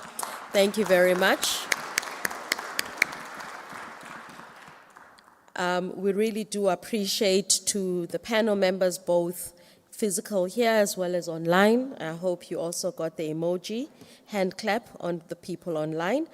And with that, I'd like to call on the next panel members who are going to then speaking on investing in capacity building as well as skills development. Allow me to call upon Mr. Gift Zoa from Broadband Infrastructure South Africa. Again, I'd like to call upon Mr. Rafael Oliveira from CEPRO, Brazil. I would like to also call upon Mr. Alexei Kalachev from Rush High Tech Export. And I also like to call upon, I think, joining us online, it's Mr. Avid Bali from TSSC, India. And then lastly, I would like to call upon Mr. Joboa, who is also from ZTE, China. Please give a round of applause to our panel. Right, so it has some of the issues have already been raised with regards to the issue related to what is it that we need to do to invest in capacity building as well as skills development, and how I would like to already pose the question to the panel members. How do we then address the issue of high unemployment and ensuring that we have the right youth for the future of work, as well as obviously for them to participate actively in the digital economy? I would like to then call upon our first speaker, Mr. Gift Zoa, to then take up the mic.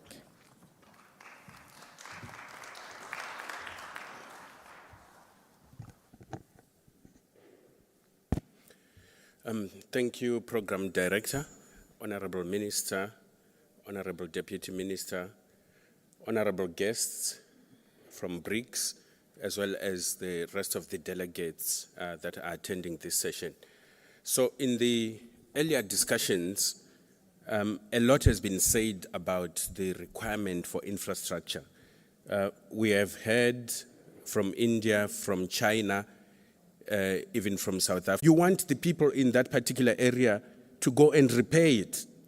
So you want them to be skilled, you want them to stimulate the economy in that particular area.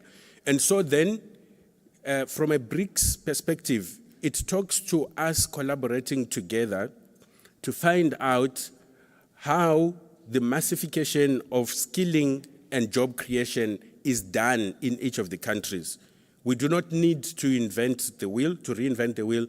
We need to be able to learn from each other. And already you could hear from some of the discussions that there are some good ideas that are coming through, which we can leverage on.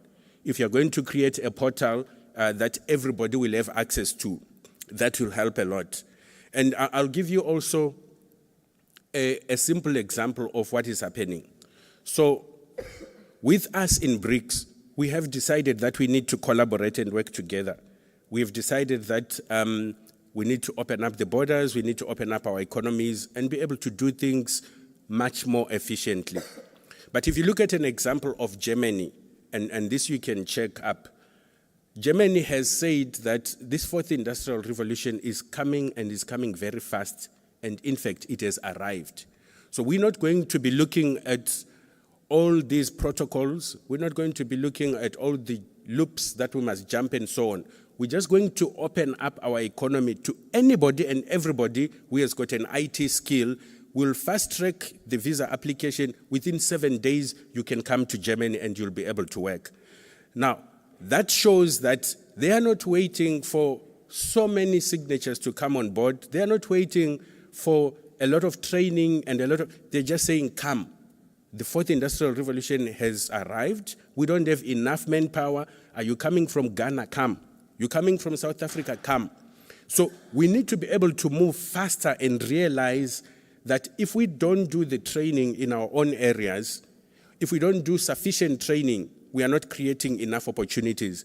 And the training that we give to our people, if we don't create the jobs or we don't offer the opportunities that allow them to stay, they will be taken away.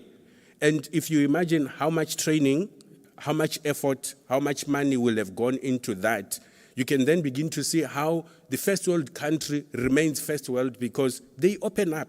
They want what works. And that's exactly what we need to do. Now, I know that from a department perspective, there are specific targets that we have been given, especially the SOCs that work in the department. NEMISA is supposed to come up with specific targets of who is going to be trained, in which area are they going to be trained, and when are they going to be trained, so that we begin to push and do the things which are difficult, which will allow our people to be empowered. We're following with those targets, and even from our own company, Broadband Infraco, we take interns, anybody that has been trained, that has got a qualification, we give them experiential training. And we send, in many cases, even before they have received the final certificate, they get scooped up by private industry. We have seen that happening in our own organization.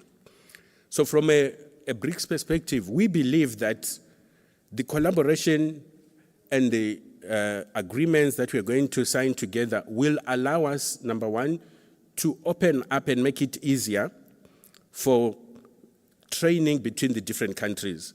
We should be able to have cross-border training. We should be able to have exchange programs where we have people from one industry in this country going to India or coming from India going to China and so on, and allow that rich cross-pollination of culture to go through. We need to have advanced digital training skills. We need to have attachment programs where industry works very closely with government and will be able to take on board those that have got basic skills, be able to give them, like what we used to do with the artisans, the boiler makers, the machine fitters, and so on, which grew the third industrial revolution economy. So we need to be able to do that with the digital skills and do it deliberately, because we've got so many types of jobs that could be created in order to support just this ecosystem. We've got jobs that will require us to train the trainers. We've got virtual learning that will be required. We need people that will do machine language programming, people that will be working on blockchain. We need software developers, cloud specialists. You can almost have more than 50 different skills that are specialized, that are pertaining to the digital skills requirement. And if those are pursued through, in collaboration with the rest of us as BRICS, we will be able to create opportunities that allow us to be prosperous. In conclusion, I would like to draw on one of the visits that we did when we went to one of the rural areas in KwaZulu-Natal here in South Africa, where we saw that government is now spearheading that the learning of IT and IT-related jobs will now need even high school children to start programming. We were quite impressed with some of the school kids that are having very good programming skills, and which shows that they will have huge opportunities not in the too distant future. Even if the opportunities are not here, they are elsewhere. They could be in Germany, they could be everywhere else, but you will then have an opportunity for a population that becomes economically independent because of these opportunities. Thank you, Chair.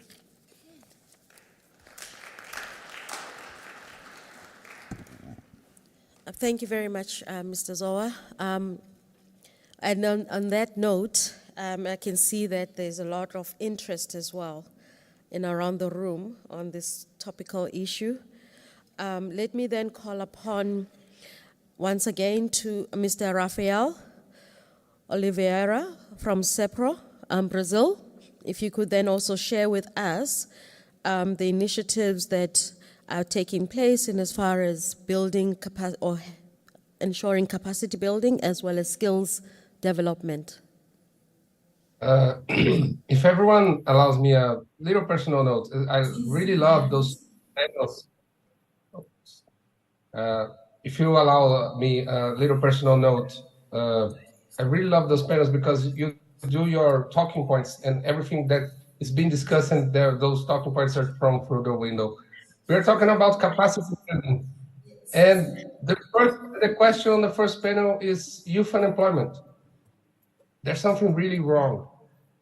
If we have that much capacity, because we, as Mr. Zoa said, we have to train them on the edge of our countries, or we have to train everyone. There's something really, really, really wrong. And we're seeing the last 2 years right now, we're seeing those huge layoffs from big techs, from the concentrated IT companies. Those are really, really skilled technicians, engineers, youth that is now out of jobs, that we had this brief movement that everyone wanted to digitalize, everyone digitalized, and now there's not that many people needed. And so how can enjoy those youth technicians, engineers in developing our societies, in developing our countries? They are there. And for example, technologies that we're now using to communicate to you guys, and teleworking has been so amazing to improve how can we work and where can we work. We are seeing here in Brazil something that we're calling the era of the super specialized or the super generalist worker. As technologies like GPT and the availability of knowledge is becoming increasingly faster, increasingly easier, especially when the connectivity challenges that we talked on the first panel are met. How can we get the work done, and how can we get the skills developed in this new world? We're seeing what we're calling the supers, because are we looking into super generalist people that can pick all the technologies, that can pick everything that problem needs to be solved and lay the groundwork for the super specialized to really do the work jobs? We are seeing this in our projects. We are seeing this in the new companies, the new startups, the new companies that are bringing great talents all over the world to join together and fix some problems. For example, I have a really great startup here in Brazil that do an education platform. The CEOs, the CDOs, the C-levels are great guys that work on the education sector. They are teachers, they have lawyers, they have a lot of, but they are really good at problem solving. They know what technology can do. They know how much it costs. They know how long it takes to technology to develop, to mature, but they can't do anything. They are not programmers, they're not developers, they're not engineers, but they have a really, really great team of those guys working together. And they are super specialized. They are super into the technology they dominate. They have a really good solution. For example, as a colleague on the room said about 2G, they have a really great solution of using the least amount of data possible for those communities to still use their education platform.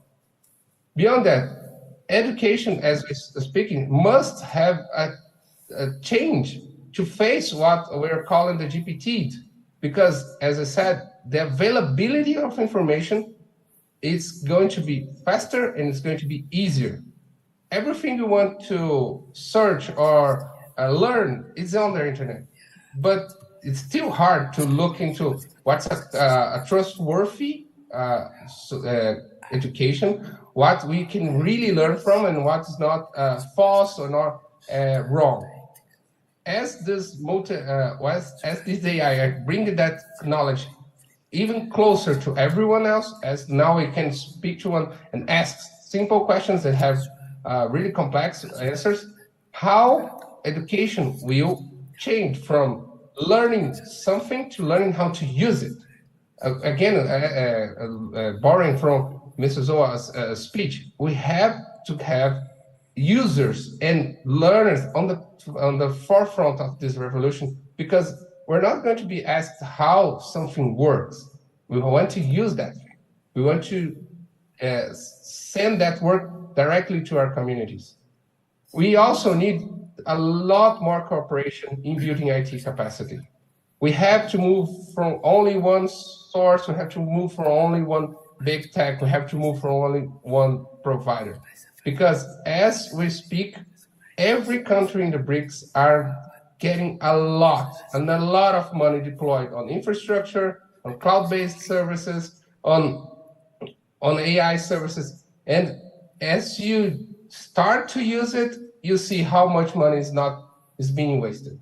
And these problems are the same. The challenges are the same. We're talking here a lot of same problems in different countries. How can we collaborate to build that infrastructure together?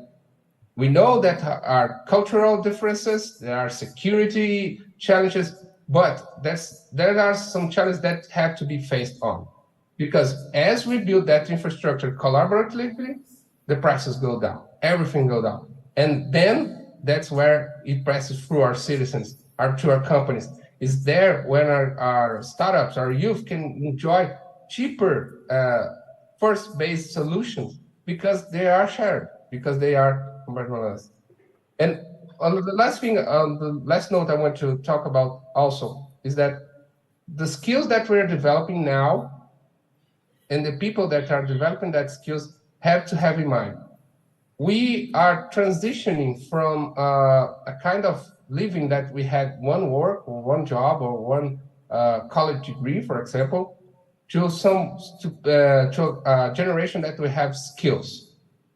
And that skills will be applied to a lot of different jobs during their lifetime.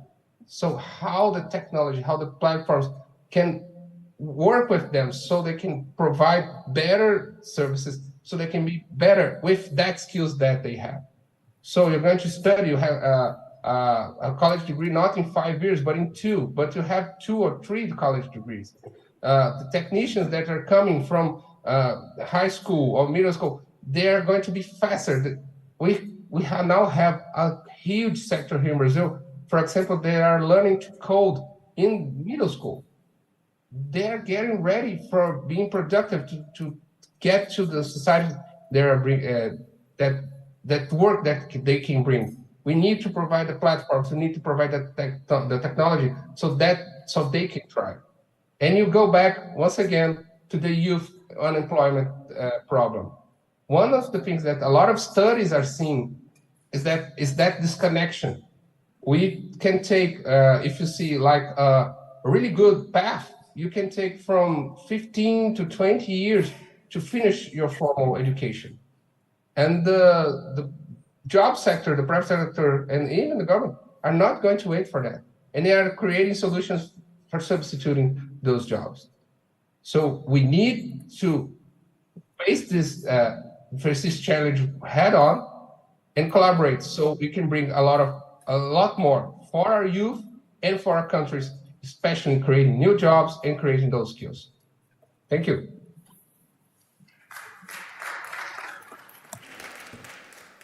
Thank you very much, Rafael.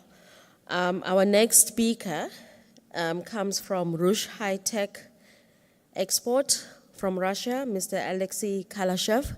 I would like to call him then on stage to then also share with us what they are doing, and especially as to, hopefully you'll respond in terms of how then do we export the skills that we build in order then to ensure that the rest of the global society can benefit. Over to you, Alexei. Thank you very much. I guess I'm the only Russian here today. But anyway, Your Excellency, Minister of Communication, Program Director, distinguished guests, ladies and gentlemen, good morning, and it's a really great honor for me to be here today representing the Russian Federation. I appreciate the organizers for this opportunity. I'm Alexei Kalashev, Deputy Director for Rush High Tech Export, but before I will tell you about our company, I would like to discuss the topic of business development in Russia, particularly in the field of IT technologies, in collaboration with the BRICS countries. So the BRICS nations, Brazil, Russia, India, China, and South Africa, represent some of the fast-growing economies in the world, with immense potential for mutually beneficial business partnerships. Russia, as a member of BRICS, has been actively fostering its business environment, especially in the rapidly expanding IT sector. Over the years, Russia has made significant strides in technological innovation, producing a highly skilled pool of IT professionals and nurturing a vibrant startup ecosystem. This has led to the emergence of numerous successful IT companies that have gained global recognition. According to expert estimates, Russia's trade turnover with BRICS countries is growing rapidly, including in the IT sector. In the field of IT technologies, areas such as artificial intelligence, cybersecurity, blockchain, and software development present promising avenues for collaboration among BRICS nations. Sharing knowledge, expertise, and best practices can accelerate growth and innovation, benefiting businesses and societies alike. Digital sovereignty. So considering the current situation at present time, digital sovereignty is becoming one of the key and relevant points for the globe. Traditionally, several key aspects have been mentioned when talking about state sovereignty: political, military, juridical, and economic sovereignty, etc. Losing one of them, the state loses its sovereignty sooner or later. Nowadays, we live in the digital era when technologies and digital communications take the leading place in the lives of states and people. So the new crucial component of sovereignty appears digital.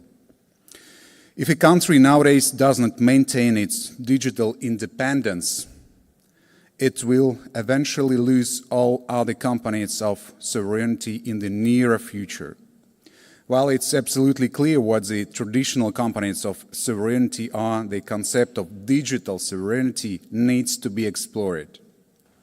Digital sovereignty is the right and ability of a national government to independently pursue its internal and geopolitical interests in its digital space, define its own independent internal and external information policies, defend and guarantee the cyber and informational security of the country and its population, freely use national digital resources and infrastructure, act not as an object but as a subject in global digital economic relations. For most developing countries, the typical state of digital sovereignty components is close to initial. In fact, it means that most digital equipment, technologies, services, and competences are foreign and come from abroad. In this case, digital colonization occurs where foreign countries control the digital sovereignty of other countries. It is like if, for example, your state borders were guarded by the foreign army or the state budget was kept in a foreign bank. Yeah? This is a situation that any independent country should act against. But at the same time, it is important to understand that one of the important conditions for sovereignty is a diversification of solutions and technologies. The term digital colonization is not as abstract as it seems.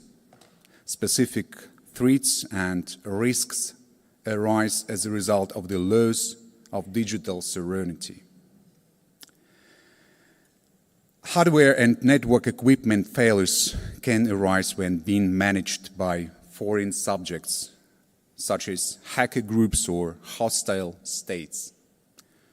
Moreover, foreign manufacturers can remotely control the equipment using pre-installed spyware due to political sanctions or business reasons.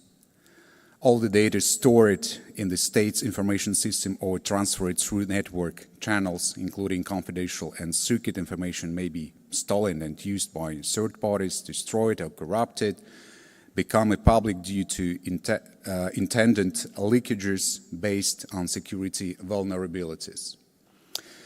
And in this regard, I would like to tell you about Ras High-Tech Export I'm representing here today. This company was established a few years ago by ex-minister of the Russian Federation, ex-ICT minister, Mr. Noskov, and now is a leading organization that provides valuable services and partnership opportunities to top tech companies in Russia. With a strong global presence and close cooperation with the government of the Russian Federation and key export institutions, Ras High-Tech Export plays a pivotal role in promoting Russian IT companies in foreign markets.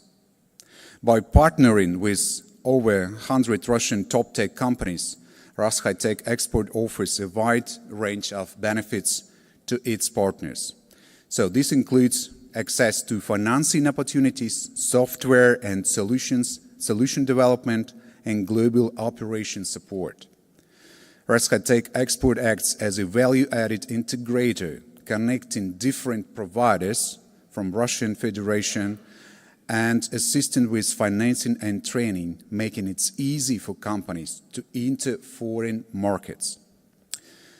We are already established active collaborations in many BRICS countries, such as South Africa. We are working with several companies here, India, Brazil, as well as in the MENA region, including UAE, Oman, Saudi Arabia. Furthermore, Ras High-Tech Export aims to develop partnerships with international vendors for further enhance its reach and offerings. In a modern world, information technology and digital communication are crucial for the success of companies and nations. We understand the importance of introducing cutting-edge technological solutions while ensuring system stability. Their portfolio includes high-tech, reliable and tested systems that have been deployed successfully in Russia, and around the world. Our competence and expertise in numerous industries enable them to create customized digital transformation programs tailored to the specific needs of their partners. By collaborating with global and local technology leaders, Rice High-Tech Export is capable of handling the most challenging projects anywhere, providing advanced solutions in areas such as e-government, e-learning, e-health, cybersecurity, digital workplace, smart city, Internet of Things, drones, robotics, and AI and ML. Additionally, Rice High-Tech Export facilitates funding for digital transformation projects through partnerships with major financial institutions, collaboration with important universities and training centers enables them to provide knowledge transfer and training opportunities for senior managers and technical personnel. Rice High-Tech Export's comprehensive approach, vast network, and ability to deliver high-quality technologies make them a trusted partner for organizations seeking to implement digital transformation and harness the power of advanced technologies. Hope my short speech, has shed light on the importance of business development in Russia, particularly in the IT sector, through collaboration with the BRICS countries. Together, we can foster innovation, strengthen partnerships, and ensure the digital sovereignty and prosperity for our nations. Thank you very much for your attention. Thank you.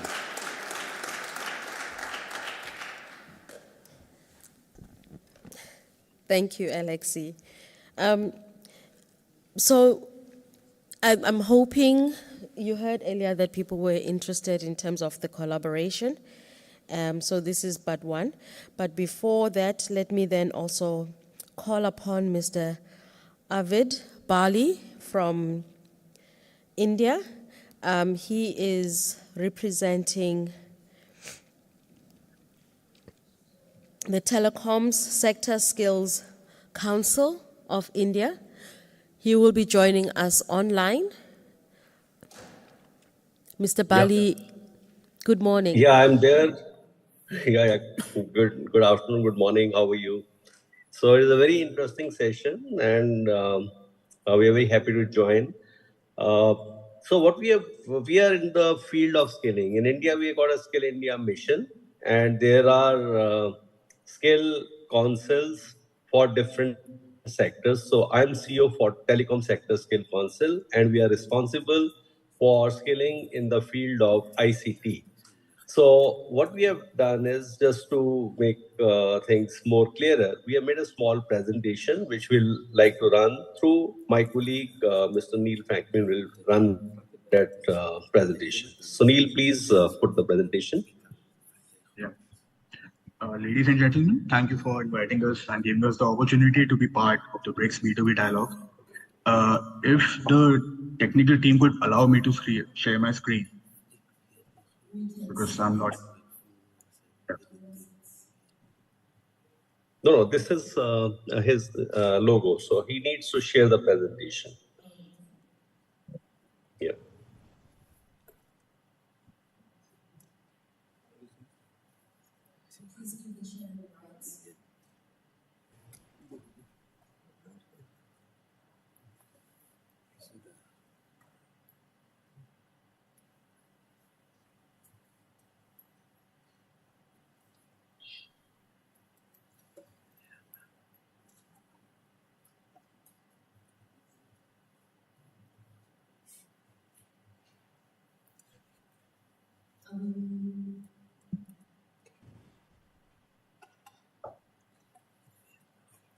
I'm still not able to share my screen.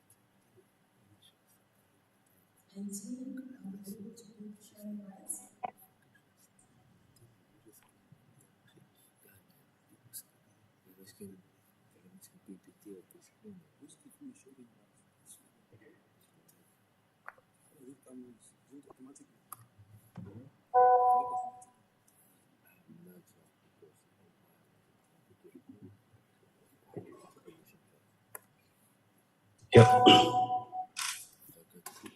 Yeah. Thank you. Yeah. So, investing in capacity building and skill development in context of BRICS is of paramount importance for, for fostering sustained and inclusive economic growth. Telecom Sector Skill Council is an industry-led APEC. Sorry.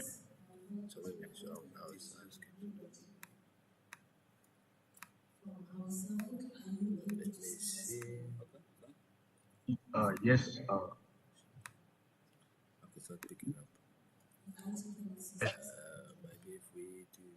Is the screen visible?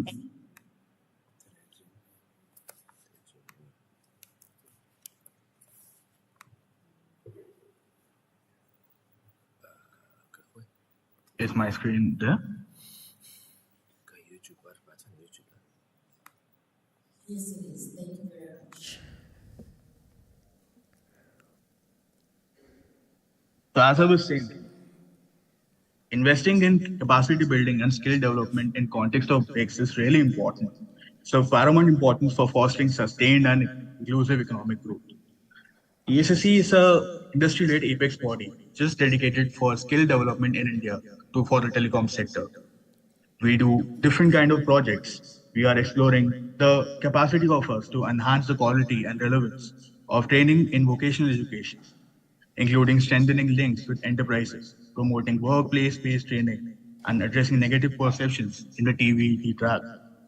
We work under the Government of India, Ministry of Skill Development, where we explore the diverse funding mechanisms for skill development, including government fundings, private resources, and corporate social responsibility.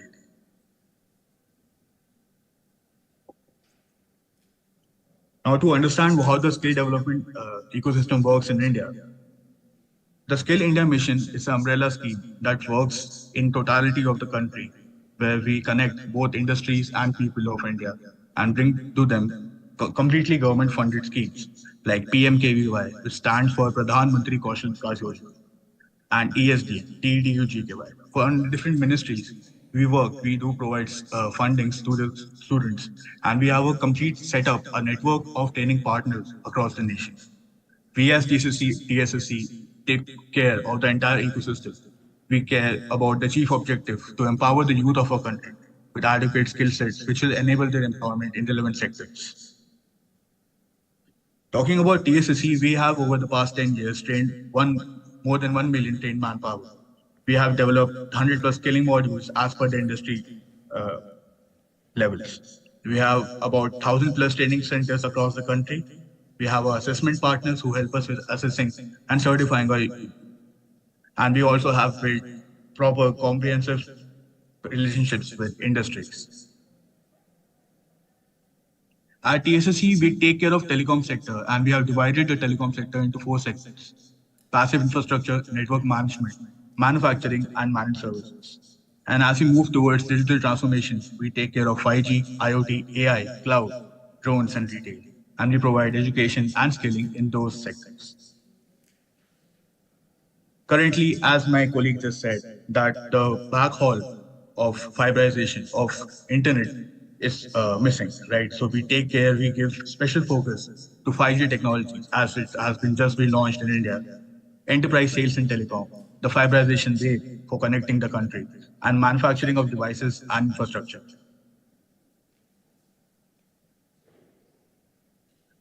Moving on, we have a concept of centers of excellence, where we have proper skill labs which are developed for high-end training. We bring industries together for this, and we somehow bring the industries for developing these courses, these skill labs, and promote education for our country. These centers of excellence are targeted directly through corporate social responsibility. At TSSC, we have CSR projects with different companies who are giving us all that funding. And we leverage that fund to build up these centers of excellence or digital courses for outreach programs. We have recently built our CSR projects with Ericsson, Nokia, Rotary Club, and Vodafone India, which is a top ISP in India. Moving on, we recently have a Digibus, which is a skills on wheels. Basically, it's a bus with multiple facilities to have trainings, and it is more of an outreach program, so we can reach to the rural and semi-urban geographies of India. This is completely modular and flexible for different companies and projects to use. Moving on, we have gotten more adapted with the COVID to a digital form of education, and skill development also has to go through it. So we recognize this holistically, and we have made a learning management system where we replicate telecom and ICT qualifications, which are under the Skill India mission. And we also bring different courses across the nation, like a course from DADB, which is a German organization which makes 5G courses. Here we upskill. We also reskill people, workforce who is already working in the industry, and we also help people in hiring. We have Telco Jobs, which is a platform which is only meant for hiring people in the telecom and the ICT sector. Now, our Prime Minister, Mr. Narendra Modi, has a vision of global skill hub, and we are fostering that through overseas placements, best practices, knowledge sharing, and partnerships. Here, we have already projects in Dubai and Africa who are bringing together people and companies to facilitate placements in the companies. For international partnerships, building strong international partnerships can facilitate knowledge exchange, skill development, and learning opportunities amongst BRICS members, supporting advanced skills and job creation. For best practices, we know that TSCC has been collaborating and sharing experiences for creating a mechanism for skill development and youth employment, leveraging each other's unique resources and expertise, and concepts such as having an international skill credit system where we can have a constant skill development credit system so that we can share a very standard form of learning across these nations. We also have collaborated with United Nations, IOM, where we take care of these practices and we see that everything is under the eyes of law. And with that, I would conclude my presentation saying that we need, as BRICS, to build a platform for cooperation, establishing a coordination structure and engaging with relevant international organizations so that we can further put our efforts in education and skill development, fostering inclusive economic growth and social cohesion. Thank you.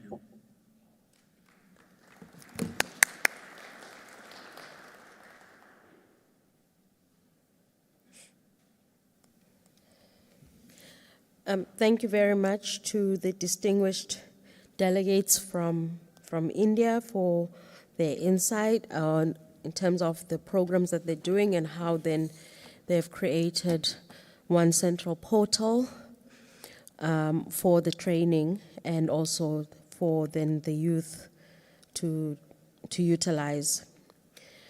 I would like to now call upon Mr. Zhaubo, the ZTE, to then also give us the insight, experience in terms of capacity building and skills development.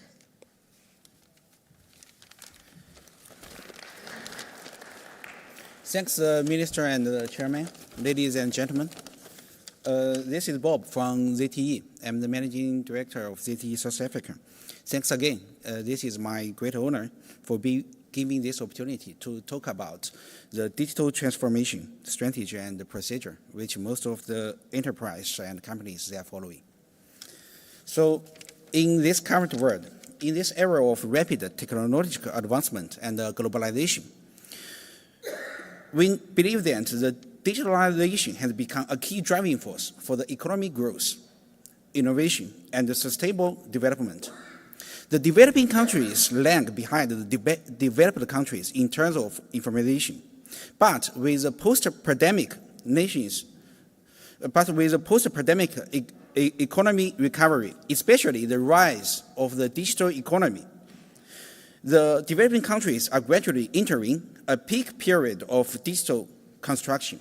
The companies and the enterprise in the developing countries should leverage this new global and digital opportunity to achieve rapid growth, align with successful experience of the global digital pioneers, quickly narrow the gap with the global economy, unleash their true potential to pave the way for a long-term sustainable development. And we believe the essence of the digital economy is to achieve transformative development with data as a main element. How to use this data, how to effectively use the data. We believe most of the enterprise will face three common problems during this procedure. So first, inheritance and reusability. The existing architectures can no longer meet the new requirement for during the digital transformation. But the new architecture always struggle to inherit and reuse a large number of the previously application. Second, the integration of the data and the system. On one hand, the existing systems are developed by the organization lines and the business unit. They are isolated. So they are not able to support end-to-end business reconstruction. They require the integration. On the other hand, the standard data standards and uneven quality make it difficult to utilize the data effectively. The third problem, the digital technology barriers.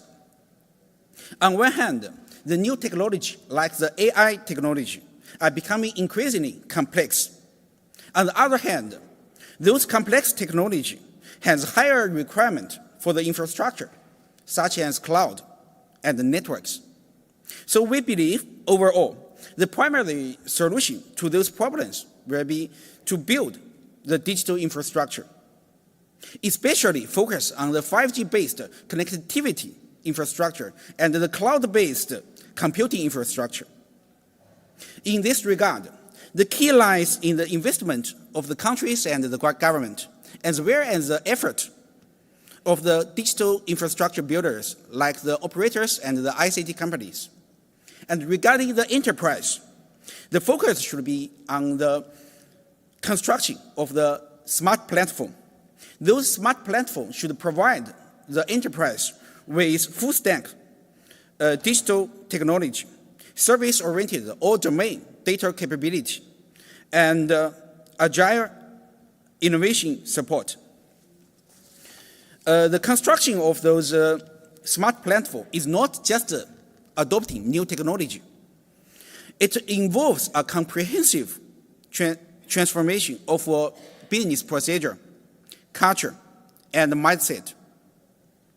It must integrate the cutting-edge technology into the various aspects of the enterprise to improve the efficiency. As a digital native enterprise, ZTE continue to innovate and advance in DICT area, the digital information and communication technology. Our principle is simplicity in the past, speed without breaking, openness and win-win. We committed to be the pioneer in the digital economy. We began our digital journey from the year of 2000, and after 20 years of continuous transformation, we gradually built a well-rounded business-driven innovation system and the digital operation system. It provides a foundation for the ZTE's global strategy. With our insightful understanding, ZTE actively participates in the global discussion on the digital transformation. We assist our partners in accelerating their digital capability. ZTE currently has already cooperated with more than 500 eco-partners involved in more than 15 industries and has developed over more than 100 innovation applications. So, as mentioned before, in the developing countries, the digitalization empowers the economy. So, by embracing digital transformation, we believe the enterprise can enhance competitiveness, promote innovation, and enter a sustainable development circle. In this process, the government, companies, and the various sectors of the society must work together to create a conducive environment for the digital development. As long-term participant in the digitalization trend, ZTE were willing to continue to actively engaging in this challenging discussion. And we will work with the global operators, industries, and co-partners to build the digital economy together, to establish a foundation for digital development for the developing countries. So let's embark on this digital journey together, shaping a bright future for all the peoples in the countries. Thank you.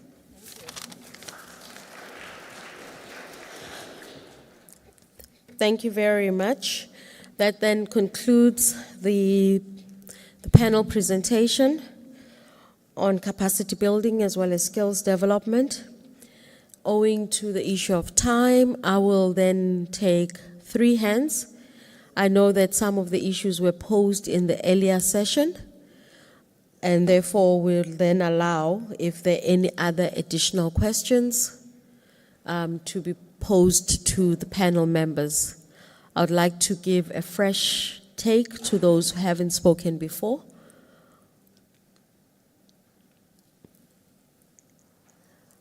I'm not seeing hands, but I think there are interested participants who would like to see collaboration. Maybe those can show their hands. I'm sure there are plenty. Certainly, I thought as much. Distinguished panel, I think your work is cut out, that as soon as you step off the podium, there is going to be much interest from other participants in the room who would like to then share your contact details so that they can then take the discussions forward. I see nods, plenty of nods. Please allow me once again to just give a round of applause to our second panel members. Thank you very much. The minister says amandla. In South Africa, that means power, and we continue, aluta continua. Thank you very much, panel members. You may step.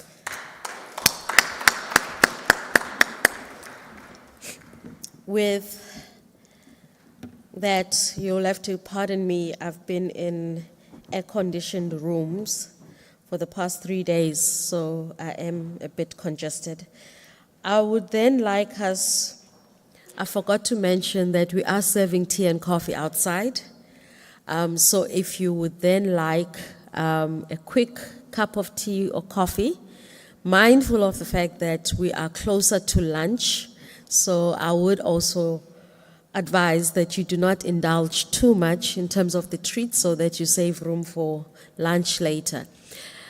With that, because we are running we are running behind schedule, I'm going to, the next segment, we only have, I understand, 3 speakers. I'll need to be corrected. 3 speakers who will then give us a short 5 minutes presentation each. This is on a thriving digital economy. I'm going to invite them to please come up. I'm hoping that IT has already uploaded their presentation. I would like to call upon Mr. Lucky Masilela from ZACR to please join me on the podium.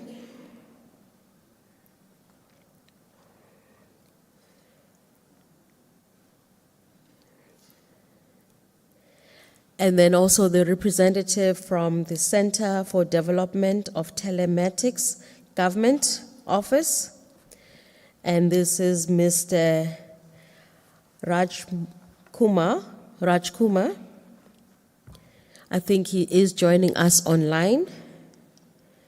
And then lastly, the representative from EOH, Mr. Zaid Sulman, if he could also join. We also then have the last speaker from Huawei. I haven't been given the name.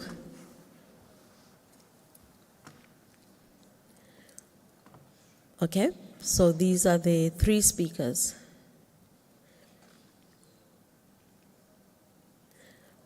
Oh, we have one more. Thank you very much. Once again, I have to say, gentlemen, you each have 5 minutes to then please just take us through in terms of the digital initiatives to drive the digital economy. I would like to then call upon Mr. Lucky Masilela, please. Thank you.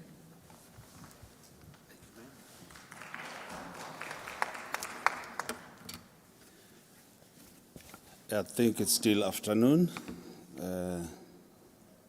across the world and in some of the countries. And good morning and afternoon,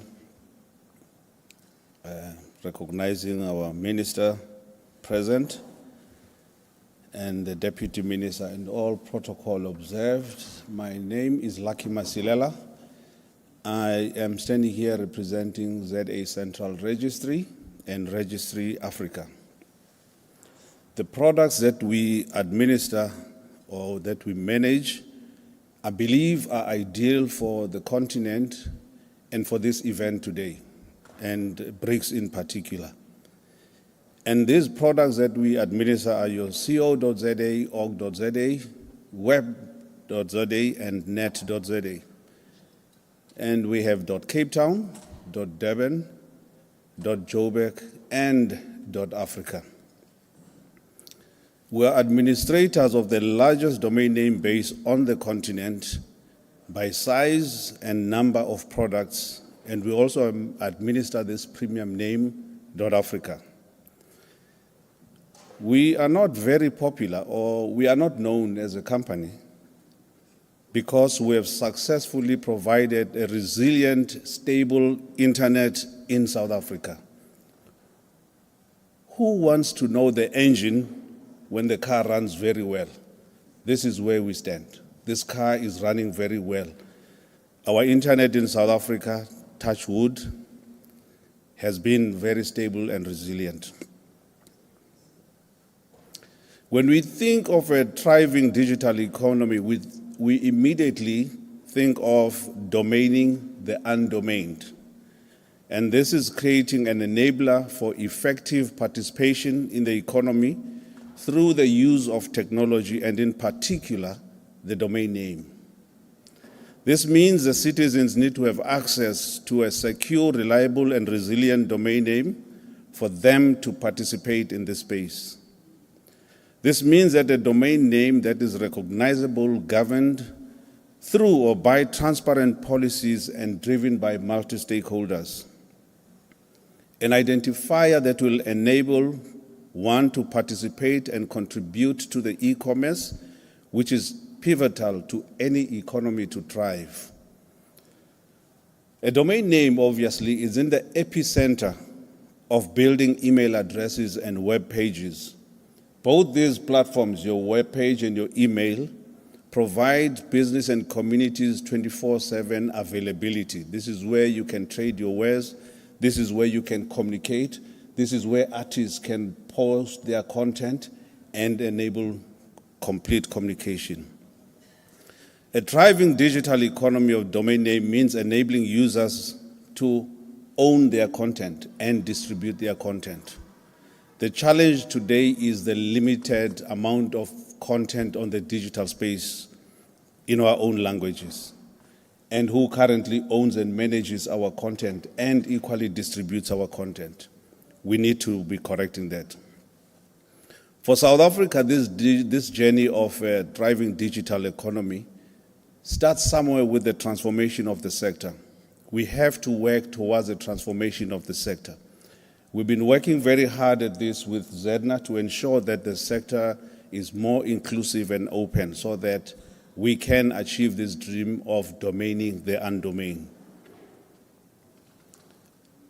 In doing this, we also need to be innovative and ensure that as communities participate, they can transact in a manner that is conducive and easy to acquire a domain name. Currently, we're using EFT, your credit card, and cryptocurrencies to transact. We need to think deeper and look of other means, bartering system to get a domain name. I am now immediately thinking of how M-Pesa came into being and Mukuru. And to understand these transaction methods, how and what type of impact they've had to the digital economy. I've yet to see that study.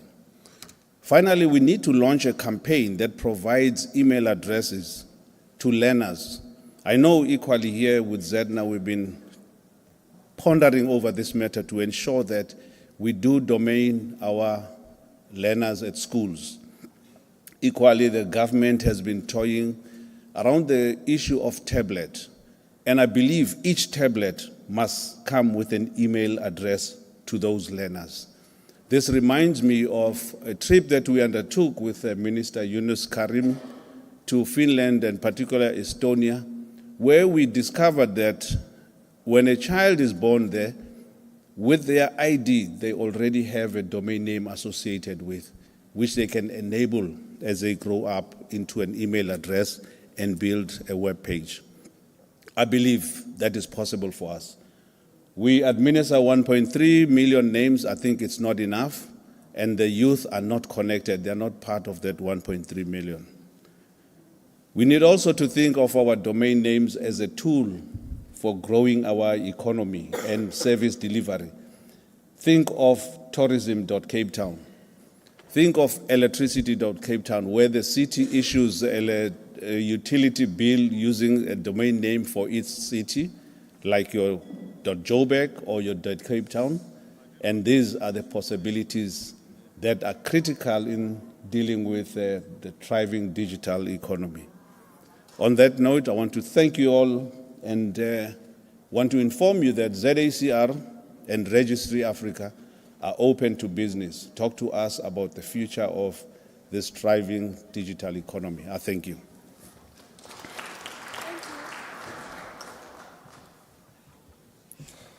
Thank you very much, Mr. Masilela. Our next speaker joining us online is Mr. Rajkumar Apadia. My apologies if I've pronounced your last name incorrectly. And he is joining us from India, and he's representing the Center for Digital Technologies Development, the Center for Development of Telematics Government and Office in India. Over to you, Mr. Rajkumar. Good afternoon, everyone. Am I audible? Yes, you are, sir. Yeah, good afternoon, everyone. So my topic is thriving digital economy. My screen is visible? Is my screen visible? Yes, your screen is visible as well. Yeah. Thank you.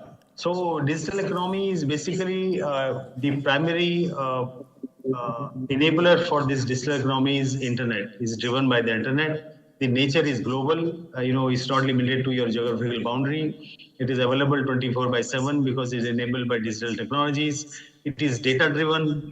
The businesses use data to create new products, new services, make decisions, and target customers and citizens. It is fast-paced and competitive because continuous innovation happens in this area, and therefore many new services get rolled out.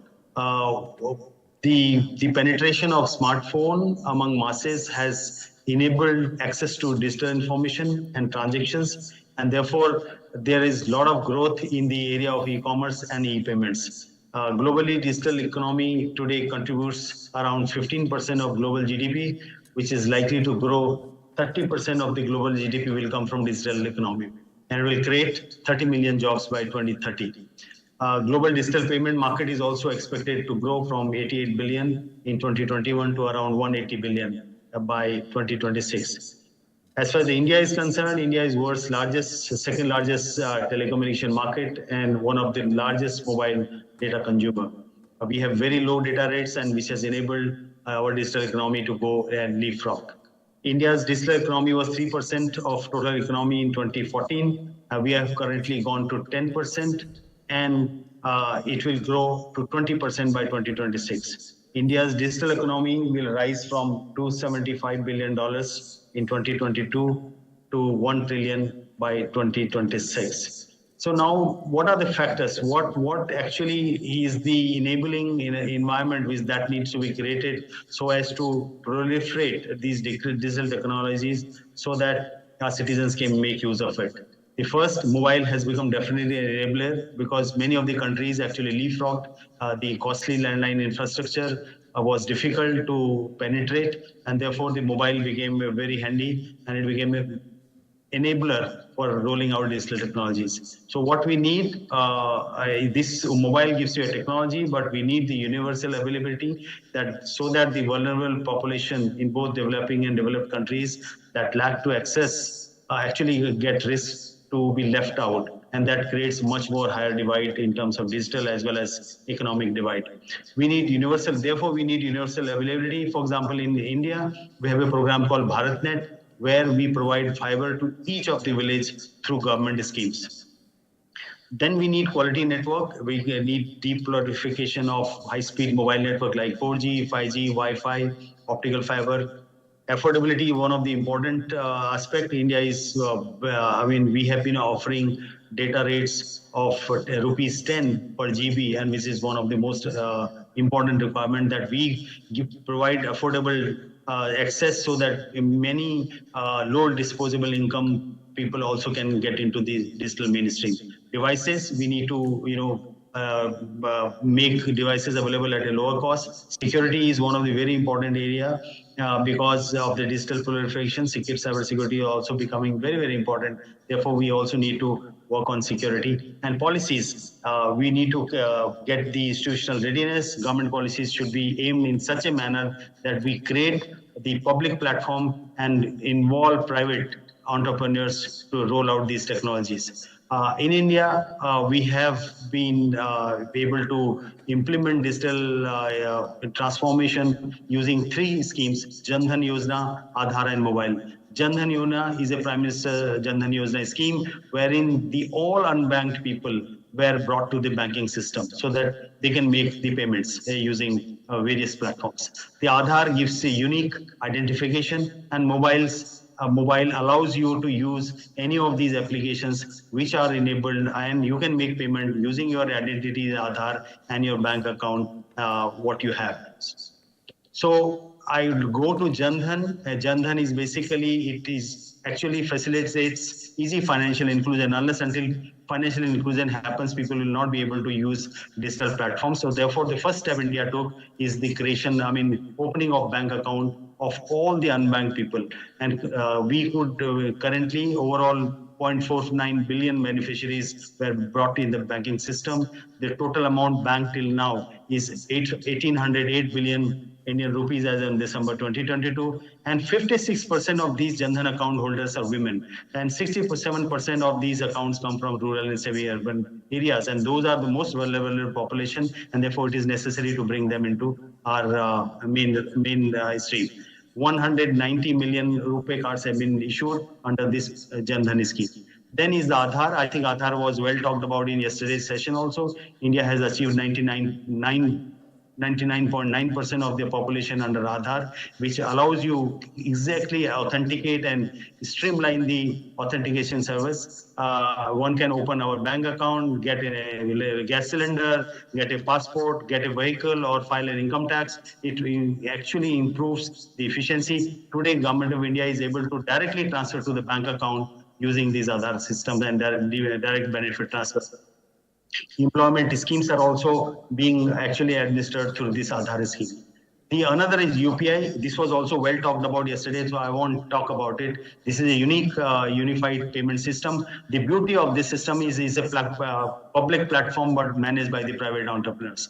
It is facilitated by the government system but used by the private entrepreneurs to kind of give various kind of services to the citizens. Today, even a transaction of ₹1 happens within 1 second, 2 seconds. The settlement happens very, very fast on the line. And most of the transaction, even for very small amount, ₹1, ₹2, happens to UPI in our country today. This is the model. As you see the payments, we have got these many Paytm, PhonePe, Razorpay, Jeta, Oxygen, Cashfree. I mean, variety of private entrepreneurs who are leveraging this platform to provide their service. Similarly, for lending, insurance, wealth tech, various kind of applications are coming up. The government of India only provides the platform, but the platform is utilized by the entrepreneurs. Google Pay, for example, is very popular here for making these payments through this platform. Other elements are, eKYC is very important, which is again enabled by Aadhaar. E-banking happens because everything is mobile and authentication is there. The another important piece what India did is government's GEM, government e-marketplace, where all the provider, supplier of the services and the goods are placed at one place, and the prices are revealed transparently so that the government procurement happens through this government e-marketplace. So at the end, I would like to say that, lot many efforts are required in terms of creating platforms, managing your network, proliferating your network in rural areas, and creating such policies that include the last mile, that include the persons at the bottom of the pyramid. Thank you so much.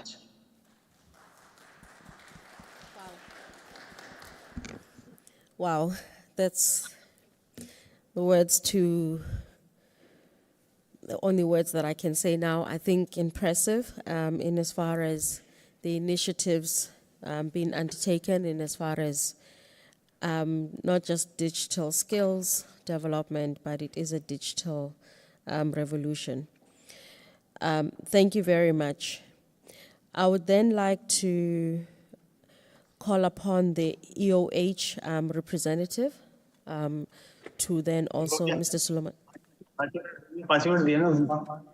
If you could kindly mute online, please. Thank you. Mr. Suleiman, please.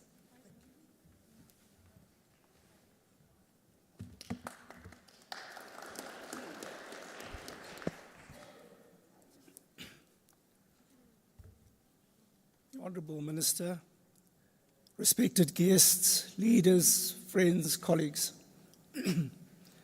It is certainly a pleasure to be with you today. My name is Ziad Suleiman.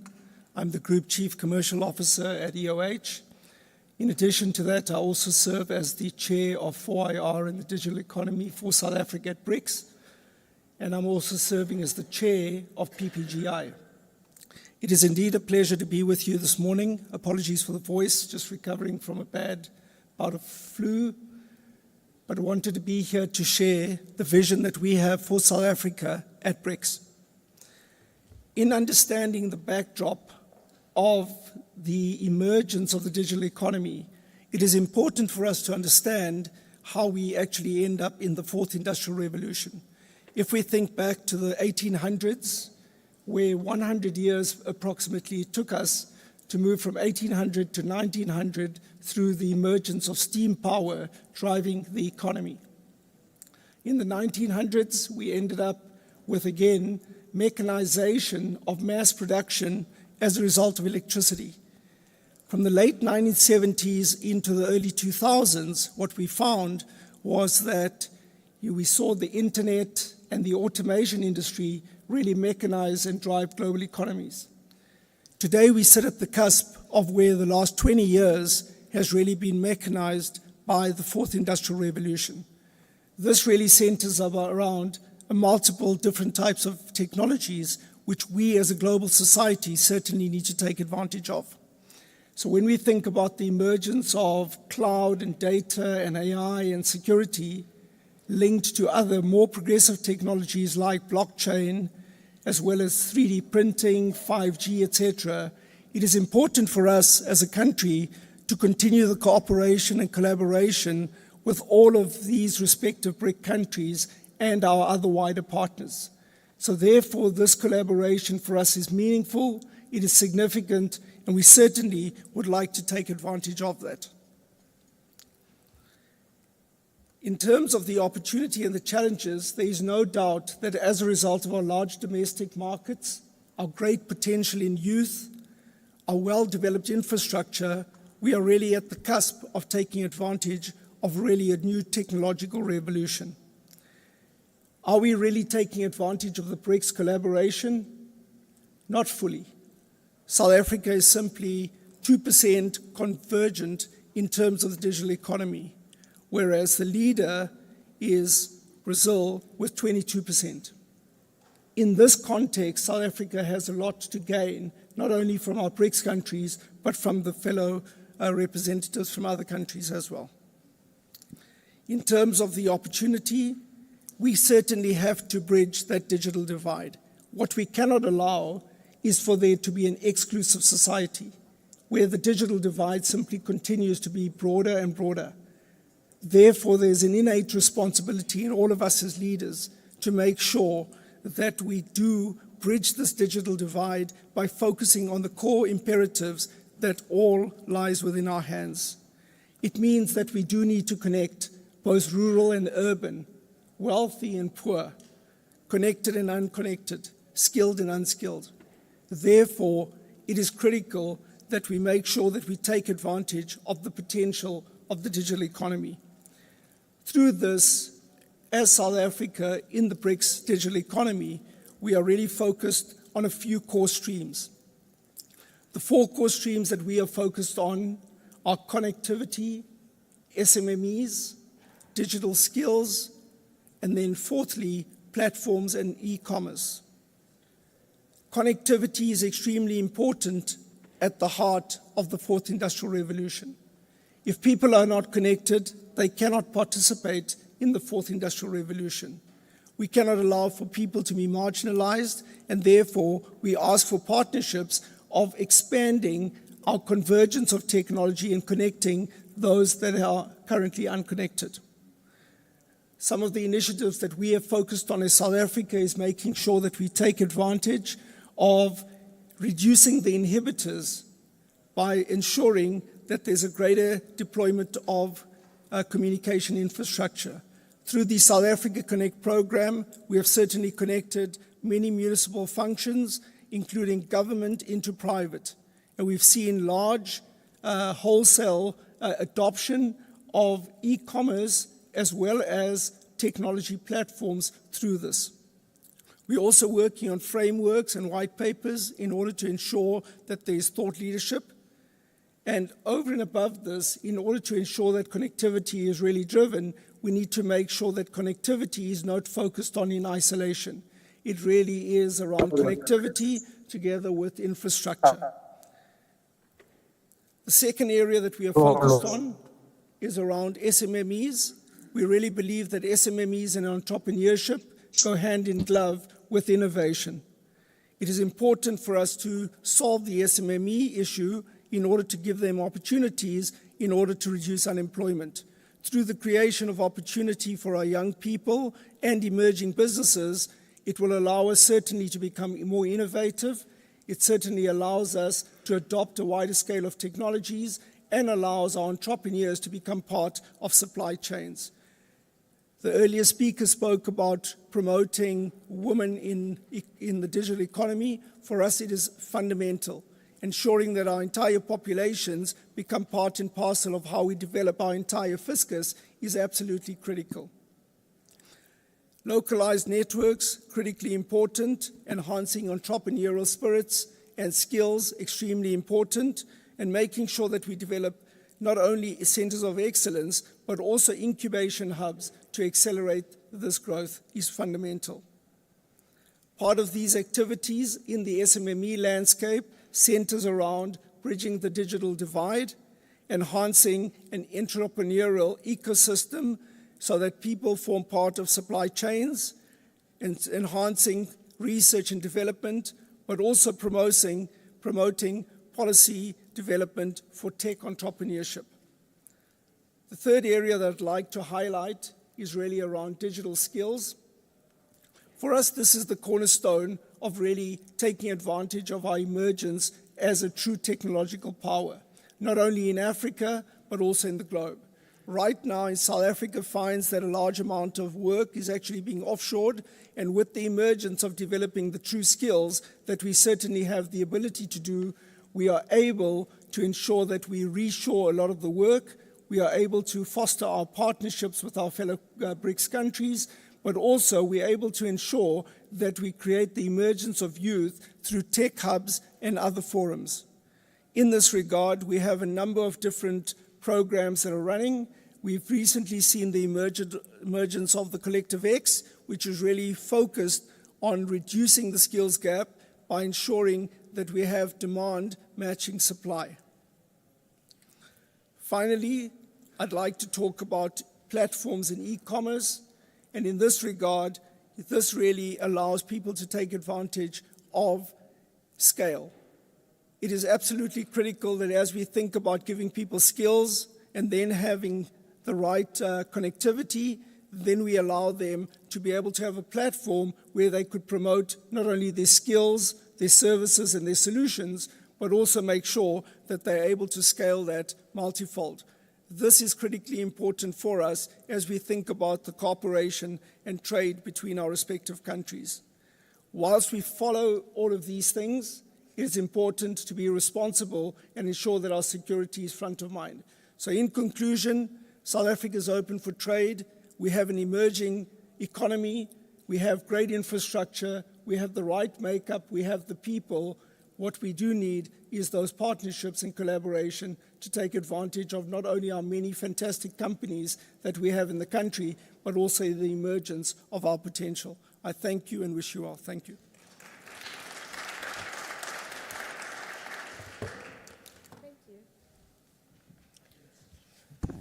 Thank you very much, Mr. Sulman. And apologies that I was rushing. We're mindful of time. Our next speaker, ladies and gentlemen, you would have realized earlier on that we're also supposed to have had a speaker from Russia. So what I'll do is that I will allow Huawei to give us a very brief presentation. The Huawei representative is Boisimelo Kemo. And then after which I will then invite the distinguished delegate from Russia who's joining us online to also then give us their presentation. Mr. Kemo, please.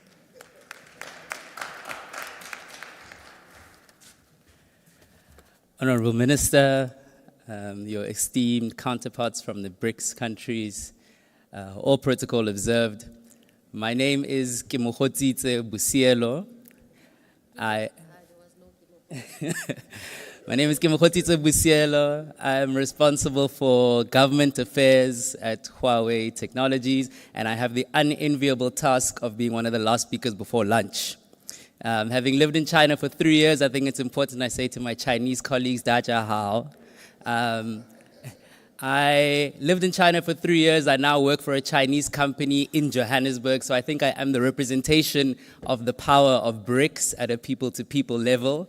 It is truly a pleasure to present to you all today. I'm not sure if strategic objectives of a digital economy. Now, in short, we believe that a digital economy provides us with a unique opportunity for shared global economic growth. Now, it goes without saying that with the tremors of the global economy, the digital economy can have a tremendous impact on lives and livelihoods, especially of those within the global south.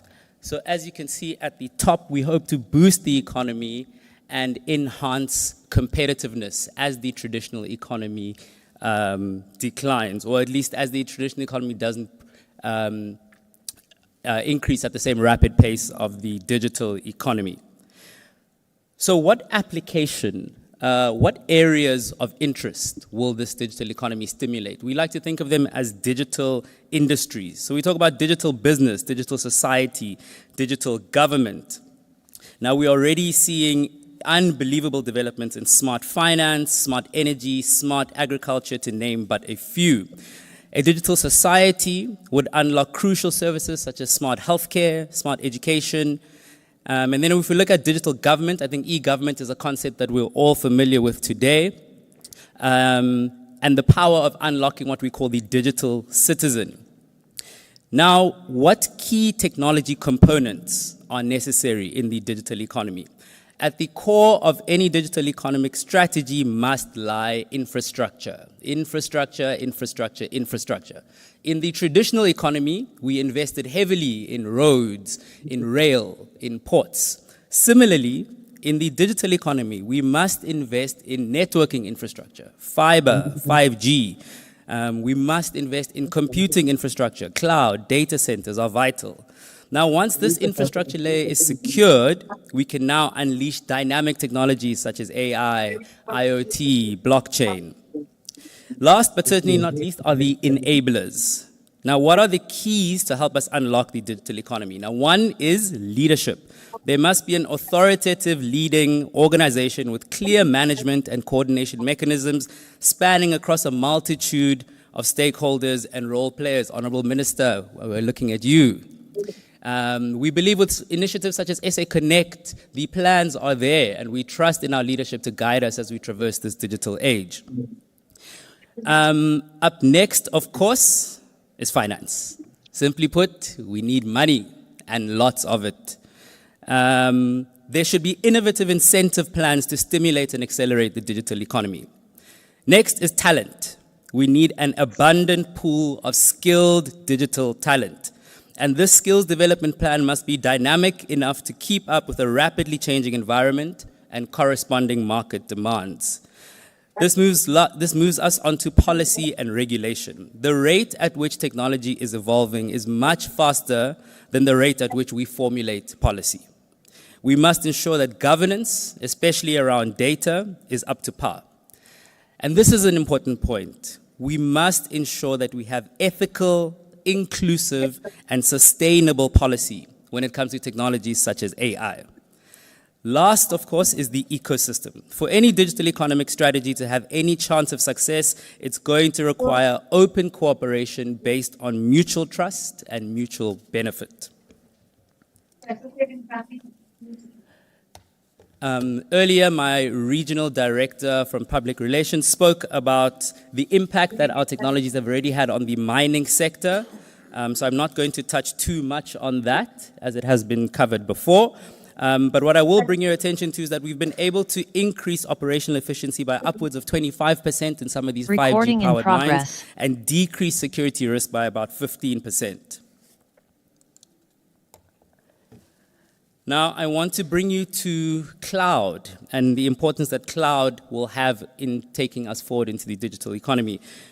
At Huawei, we believe that cloud is the fertile foundation upon which all future innovations will be built.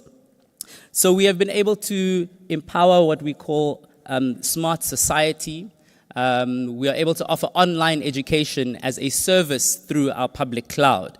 Now, the benefit of using public cloud to give services like online education is because if you're a teacher or if you're a principal in a rural area, your area of focus is not IT.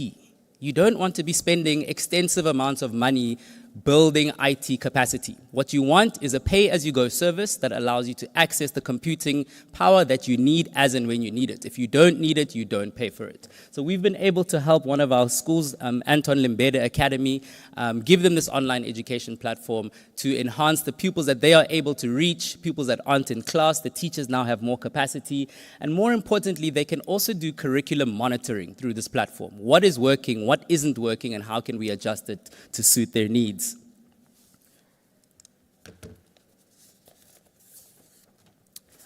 All right, e-government. So we have immense success in this area. I mentioned before that I've lived in China for a number of years. One of our flagship examples there is in Shenzhen, where our headquarters are located. They successfully consolidated 30 independent government departments onto one unified platform. What they're able to then do is offer a one-stop government shop. So that allows citizens, if I want to get my marriage certificate, if I want to check my home affairs details, if I want to get my medical history, all of that is available to me at one seamless government shop. And of course, none of this is possible without that underlying technology infrastructure. Okay, program director is rushing me. Good, I'm on my last point. So what is our value at Huawei? We are able to consolidate ICT technologies and infrastructure in order to support the development of the digital economy. I cannot emphasize enough the importance of infrastructure. It's important to have a foundational network infrastructure. Connectivity allows for continuity. Computing power. We cannot even begin to talk about things like machine learning and big data analytics if we don't have the necessary computing power. Cloud. At Huawei, our philosophy around cloud is everything as a service. And then, of course, we have our edge devices that all seamlessly connect through our operating system, Harmony OS. And all of these things put together lead to the fantastic industry digitalization that you see on the top layer. Distinguished guests, this brings me to my conclusion. I would like to conclude by emphasizing the importance of collaboration and open source cooperation in the digital economy. We at Huawei are excited to work with the Department of Digital of DCDT and our partners in BRICS to see how we can all traverse this digital age together. The last thing I want to ask of you, distinguished guests, as you put your hands together for a warm round of applause, I ask you to defer it from me and give it to Banyana and to our netball team that are doing us unbelievably proud. Warm round of applause, please.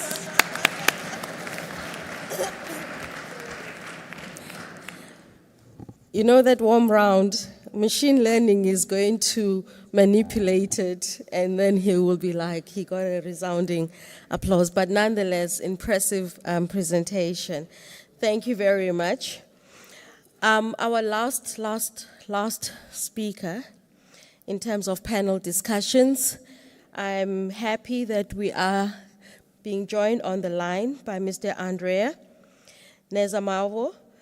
He is the delegate from Russia. Mr. Andrea, are you online? Can you hear us? Yes, I'm here and I do hear you.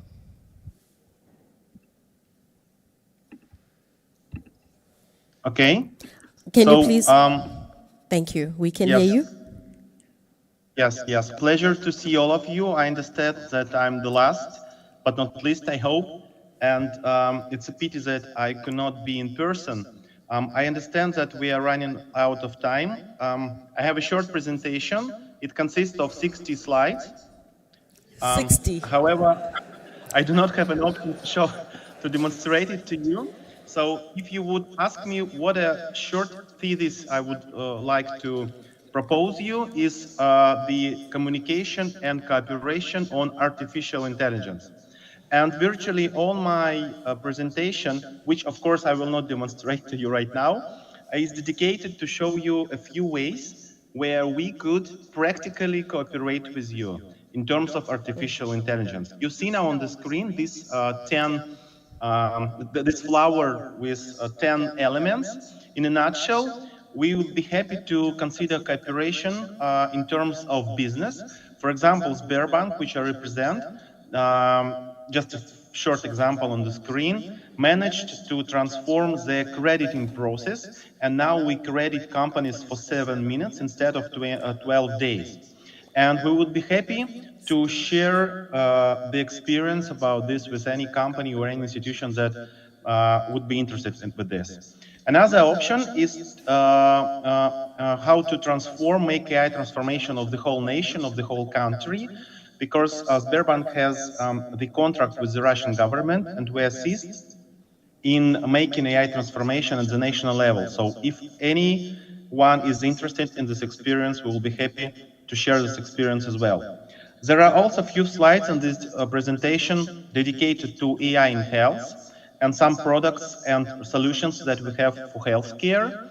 The similar with agriculture, some products dedicated to agriculture. And of course, we would be happy to speak about AI for good, AI for education, and specific research institutes that we also have. So I'm running through the presentation given that I'm running out of time. And I would be happy if the distinguished organizers would allow me to share the presentation. So when you have a couple of minutes, you would go through this presentation. And if you see that there is something that is interesting to you, please, we would be happy to cooperate. I have my contacts here. It's on the screen. I will leave it here. I believe that we have great perspectives in terms of cooperation, international cooperation, and mutual national cooperation, artificial intelligence. Everybody speak about artificial intelligence now. I believe that we could do a lot together. This was my short presentation, and dear interpreters, please excuse me that I was so swift. Thank you. Thank you very much, Mr. Andre. You really had us captivated. We were still very keen. I do know that there are a number of experts as well as institutions in present who are working in terms of AI, and they would be very keen to take up the discussions with you after this. So I'm glad that you've put up your presentation, and we'll also upload it and share it with all the participants whom we have the contact details with. And I really, really, really appreciate you being short, but also still patiently waiting online. These were basically experts who were then giving us their insight in as far as what are then the trends as we take forward the digital transformation journeys.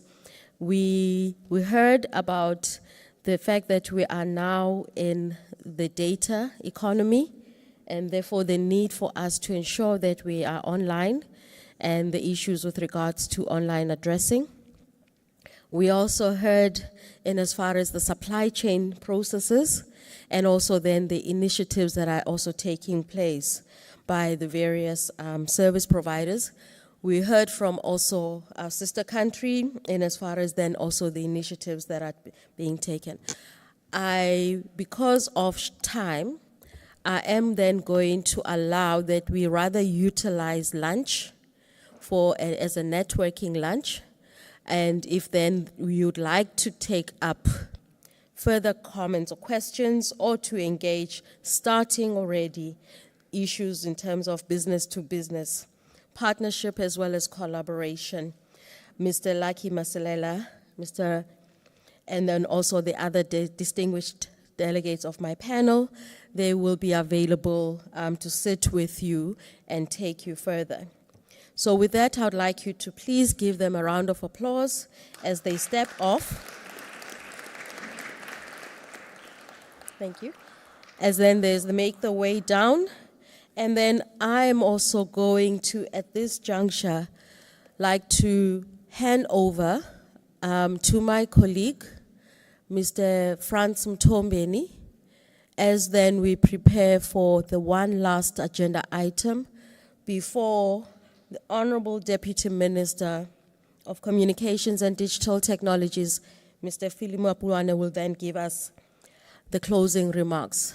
So I would like to call upon Mr. Mtombeni, please, to assist us in facilitating the signing ceremony. IT, you can just give us some background music in the meantime. Thank you.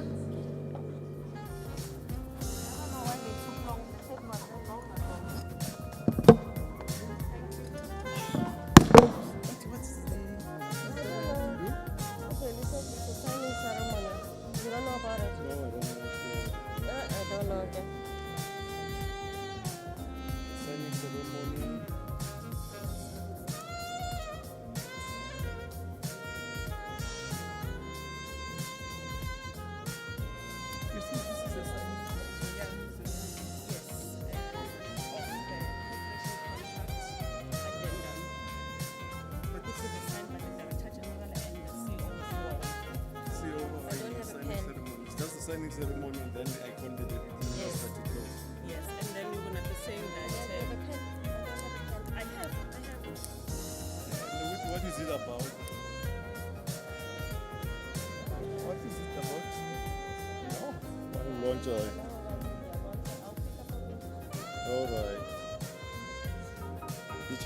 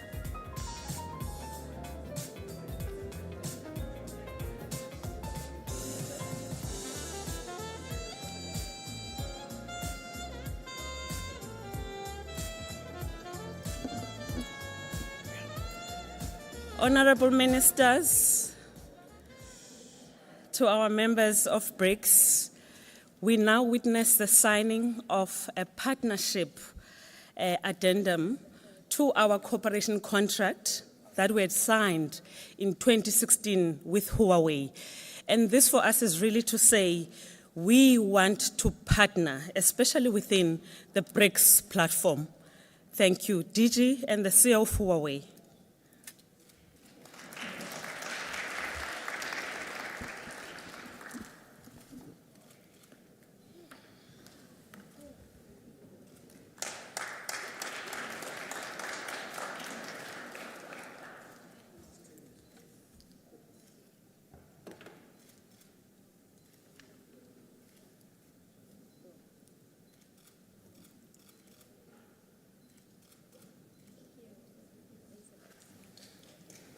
Thank you.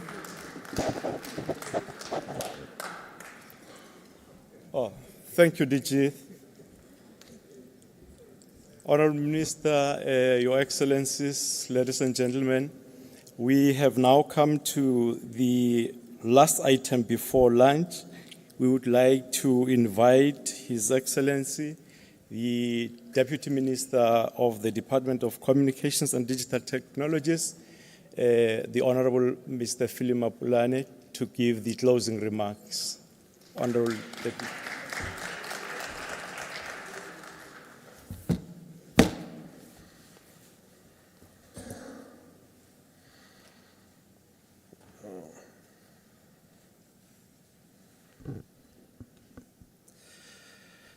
Thank you very much,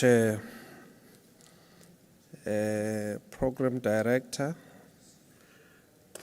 Greetings to our host, Minister Gungubele, the Minister of Communications and Digital Technologies in the Republic of South Africa.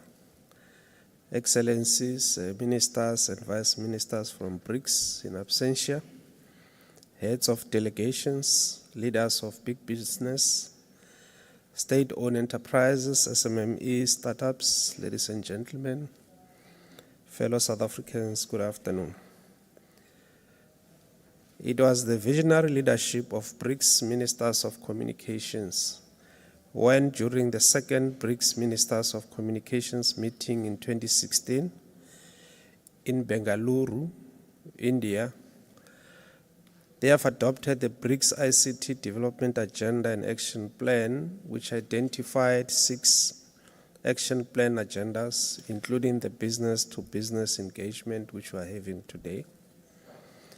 The Development Agenda Action Plan which is essentially a live document to engage key stakeholders of the BRICS members on a continuous basis to accomplish concrete and time-bound results, argues that ICT industries, including SMMEs and startups, are a major source of developing cost-effective, innovative solutions and generating employment when they constitute the backbone of inclusive and sustainable growth. Today's engagement throughout this morning and this afternoon attests not only to the correctness of the Bangalore decision, but its visionary character and essence. We have learned a lot from different BRICS countries, from India's deployment of machine learning, which reaches millions of Indians who are speaking different languages, over 100 languages and 1,000 dialects, to Huawei's experience in deploying infrastructure to connect the unconnected in rural areas as part of ensuring digital inclusion, to South Africa's SA Connect project, which seeks to connect 80% of South Africans to the internet over the next 3 years, to Cerebro's Brazilians' experience in connecting their citizens, to Russia's articulation of a concept of digital sovereignty. The deliberations today have gone a long way in attaining what we sought to achieve during this 2023 BRICS Ministers of Communications meeting, which is to advance the B2B engagement agenda, particularly as it relates to placing SMME's development at the center of ICT transformation in South Africa and within the BRICS in a growing digital economy. Ladies and gentlemen, we live in a digital and hyper-connected world, a world where technology continues to improve people's lives and makes work easier for many sectors of the economy. We are going through some of the most exciting times in the ICT sector and broadly in the digital economy. The digital economy at the global level is growing rapidly at 2 times the global GDP growth rates, with over 50% of the global GDP digitalized by the end of last year. However, as the digital economy is growing at a rapid pace, the world, and indeed our country, South Africa, and our respective BRICS countries, we are contending with the reality of bridging the digital divide and ensuring more and more people are connected. According to the study by the United Nations, there has been over 1 billion new internet users globally who have been added over in the last 5 years. Yet, under half of the world's population of approximately 2.9 billion people do not have access to the internet. 96% of this 2.9 billion unconnected people live in the developing countries, which is according to the ITU. Connectivity gaps in rural areas are especially more pronounced in least developed countries, where 17% of the rural population live in areas with no mobile coverage at all, and 19% of the rural population covered only by the 2G network. And so these are exciting times, these are exciting periods that we live in, full of opportunities to exploit the digital revolution, and yet we are faced with massive challenges that require collective efforts to confront. Given today's engagement, I'm certain that you'll all agree that we have got what it takes to rise to the occasion. As BRICS countries, we share a common history of the struggle against imperialism, colonialism, exploitation, and underdevelopment. Let us continue to harness our common vision and resources to benefit our people through tangible mutual cooperation for a better life for all. On behalf of the Ministry of Communications and Digital Technologies, I'd like to take this opportunity to extend our deepest thanks and gratitude to everybody who has been here, to the ministers and vice ministers in absentia from the fellow BRICS countries, the panelists who shared with us their insights into various aspects of the ICT and the digital economy. Our thanks also goes to the DG and your team for putting up this wonderful occasion with very few glitches, if there were any, except one that I could pick up. In conclusion, ladies and gentlemen, allow me to take this opportunity to invite you during your stay here in South Africa to explore our beautiful city, Cape Town, which we call the Mother City. This city offers a diverse and significant attractions, and some of the famous tourist attractions that we have here include the Table Mountain, the big mountain that you saw as you drive from on the N2 or on the N1 into the city. This Table Mountain was declared to be one of the 7 wonders of the world, along with Amazon in South America, Halong Bay in Vietnam, the beautiful Jeju Island in South Korea, and others.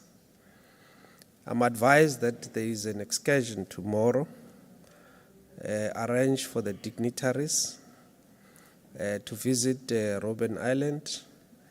Those who have not been invited, please feel free to make your own arrangements to visit the Robben Island. It's one place that you don't want to leave Cape Town without visiting. Now, this museum is now called a museum of Robben Island. It used to be a maximum security prison, which was actually meant to break the back of resistance and struggle against colonialism and apartheid. But it got to be converted by those who were incarcerated there to become the greatest university of life and in political education. It is a prison where our world-renowned struggle icon, Tata Nelson Mandela, was incarcerated. 18 of the 27 years that he spent in jail, he spent it at Robben Island. So please feel free and visit that. We do also have a number of beautiful areas where you can visit the District 6 Museum. You can visit the vineyards in Stellenbosch, in Franschhoek, among others, or go to the Kirstenbosch Botanical Garden and many other areas. We also have the V&A waterfront, the famous one here, not far from here, for the avid shoppers who would like to go and get something, where you will find all the international brands and clothing. Please, ladies and gentlemen, enjoy the warmth and the hospitality of the South African people. I thank you.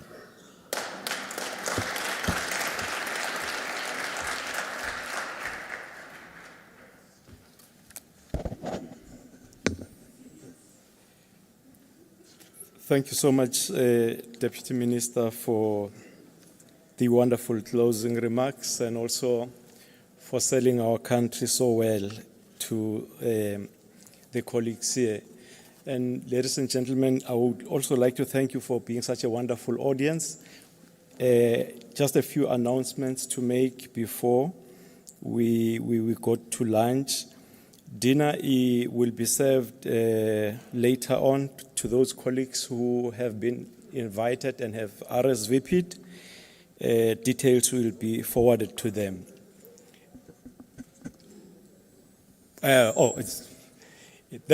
Dinner, by the good heart of the minister, dinner is open to all of us. So we will be joining the minister for dinner this evening.